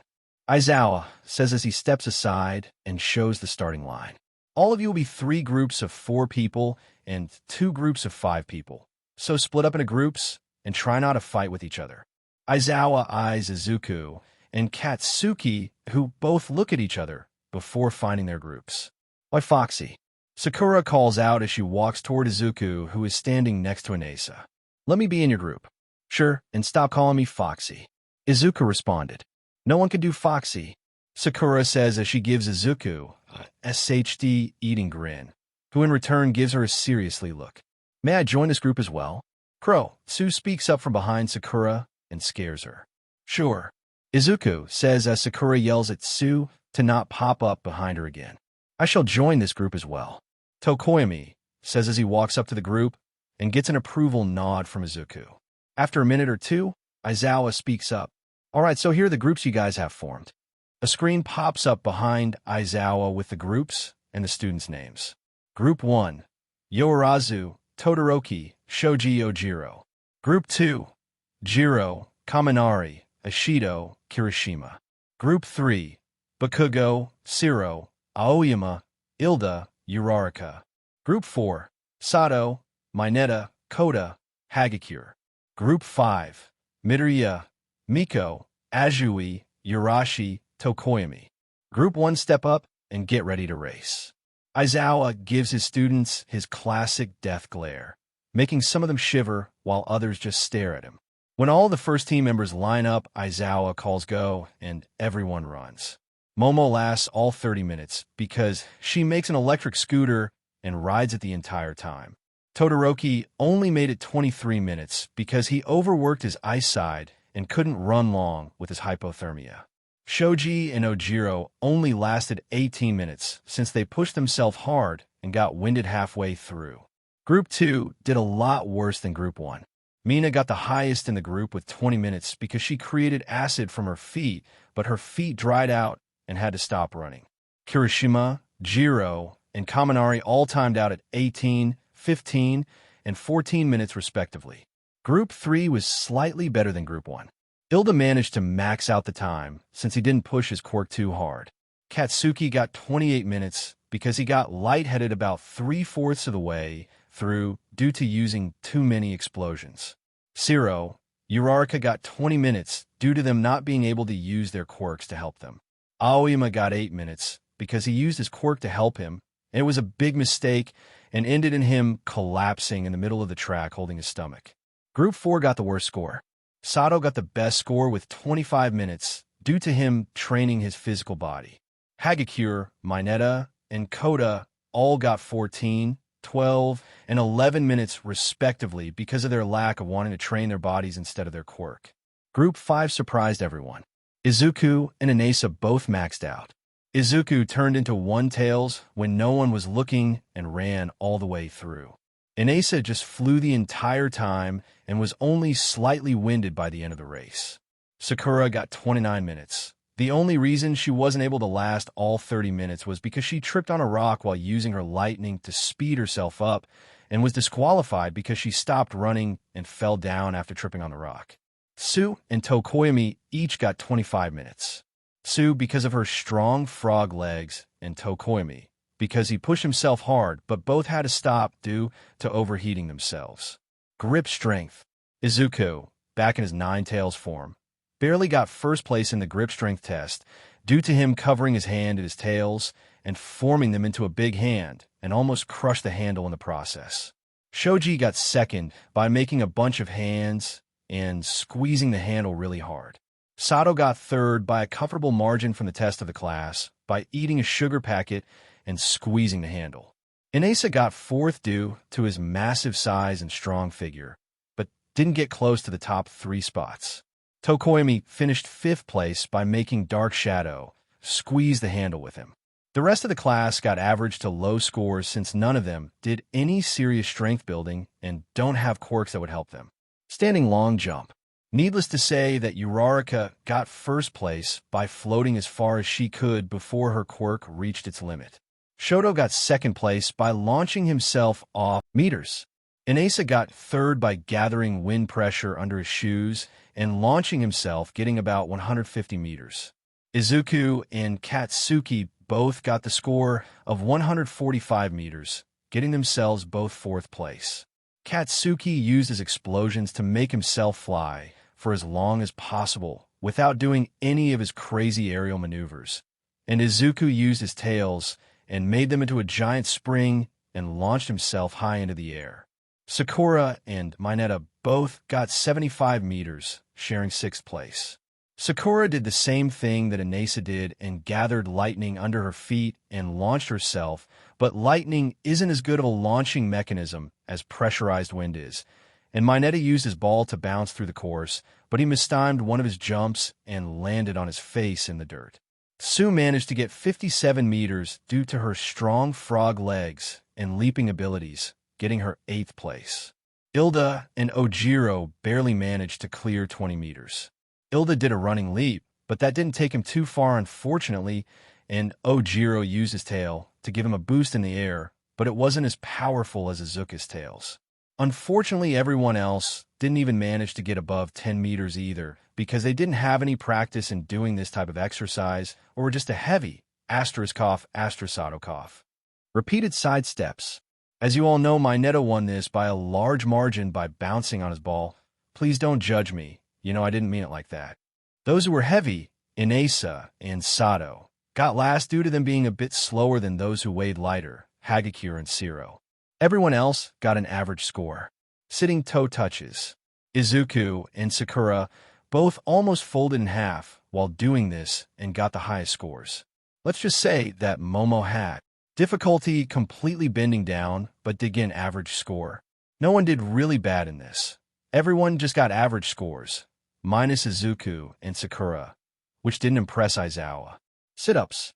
Everyone had it grouped up in pairs of the same gender, but due to the uneven amount of boys to girls, a 15-to-7 ratio to be exact, Sakura and Izuku got paired up together.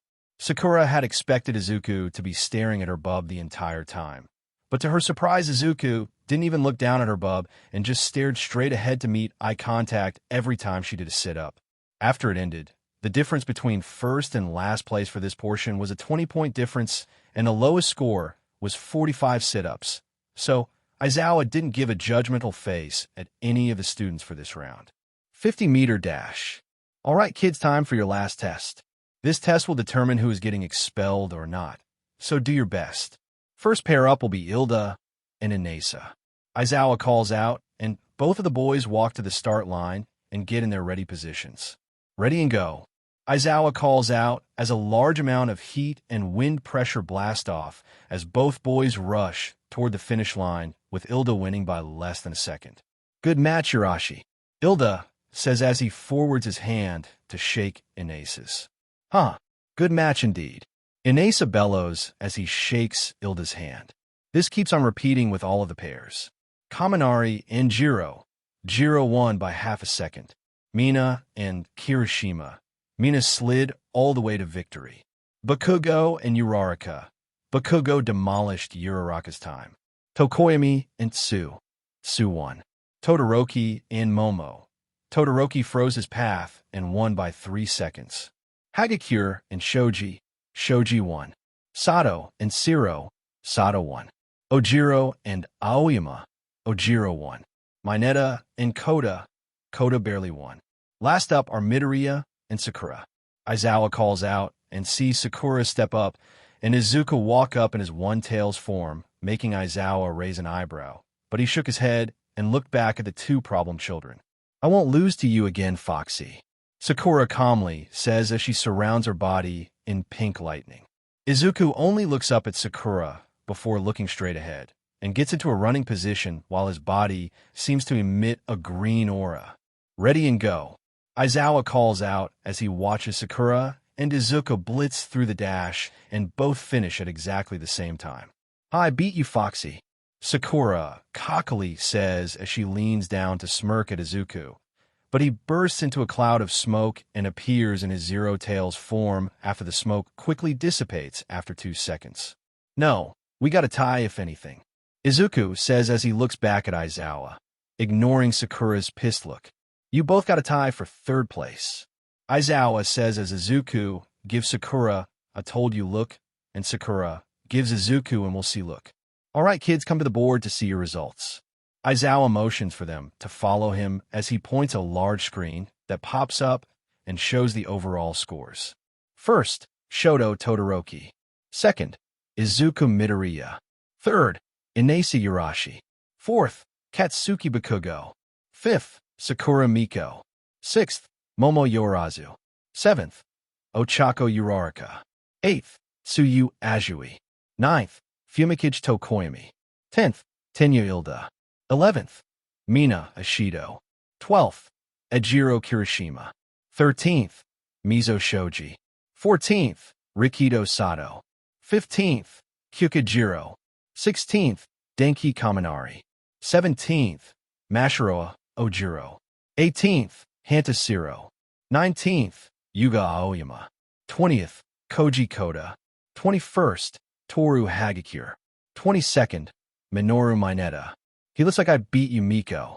Izuku looked over at Sakura and gave her the biggest, SH-eating grin he could muster, who in return gave him a big death glare. Tisk, how dare you look down on me, Deku?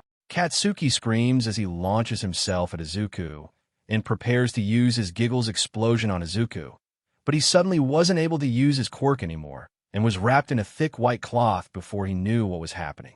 Bakugo, this is your last warning. Do not attack another student outside of the appropriate combat training. If this happens, then you will be expelled without a second thought. Got it, Bakugo? Aizawa says as tightens his scarf and glares down at Bakugo with his glowing red eyes. Tisk, whatever you hobo. All I was doing was putting down the DMN need who keeps on looking down at me, even though he is a weak and useless Deku. Katsuki says the last word with a bit of venom in his voice as he glares at Izuku, who just rolls his eyes. Don't let it happen again. If it happens again, not even the best lawyers in Japan can save you from being expelled. Aizawa says to try to get the point through Katsuki's thick ego. And no, please don't expel me, Aizawa-sensei. My dream as a hero hasn't even begun yet. Mineta says as big tears start to leave his eyes as he can see his dream of being a successful hero with his own HRM starts to shatter before his eyes. Relaxing the whole explosion thing was a lie. Aizawa says with a grin as he watches almost all of his students look up at him in disbelief.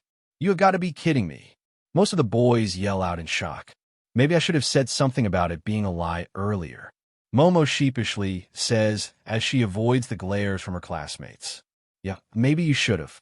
Kaminari yells out as he collapses to the ground exhausted. It wasn't a lie.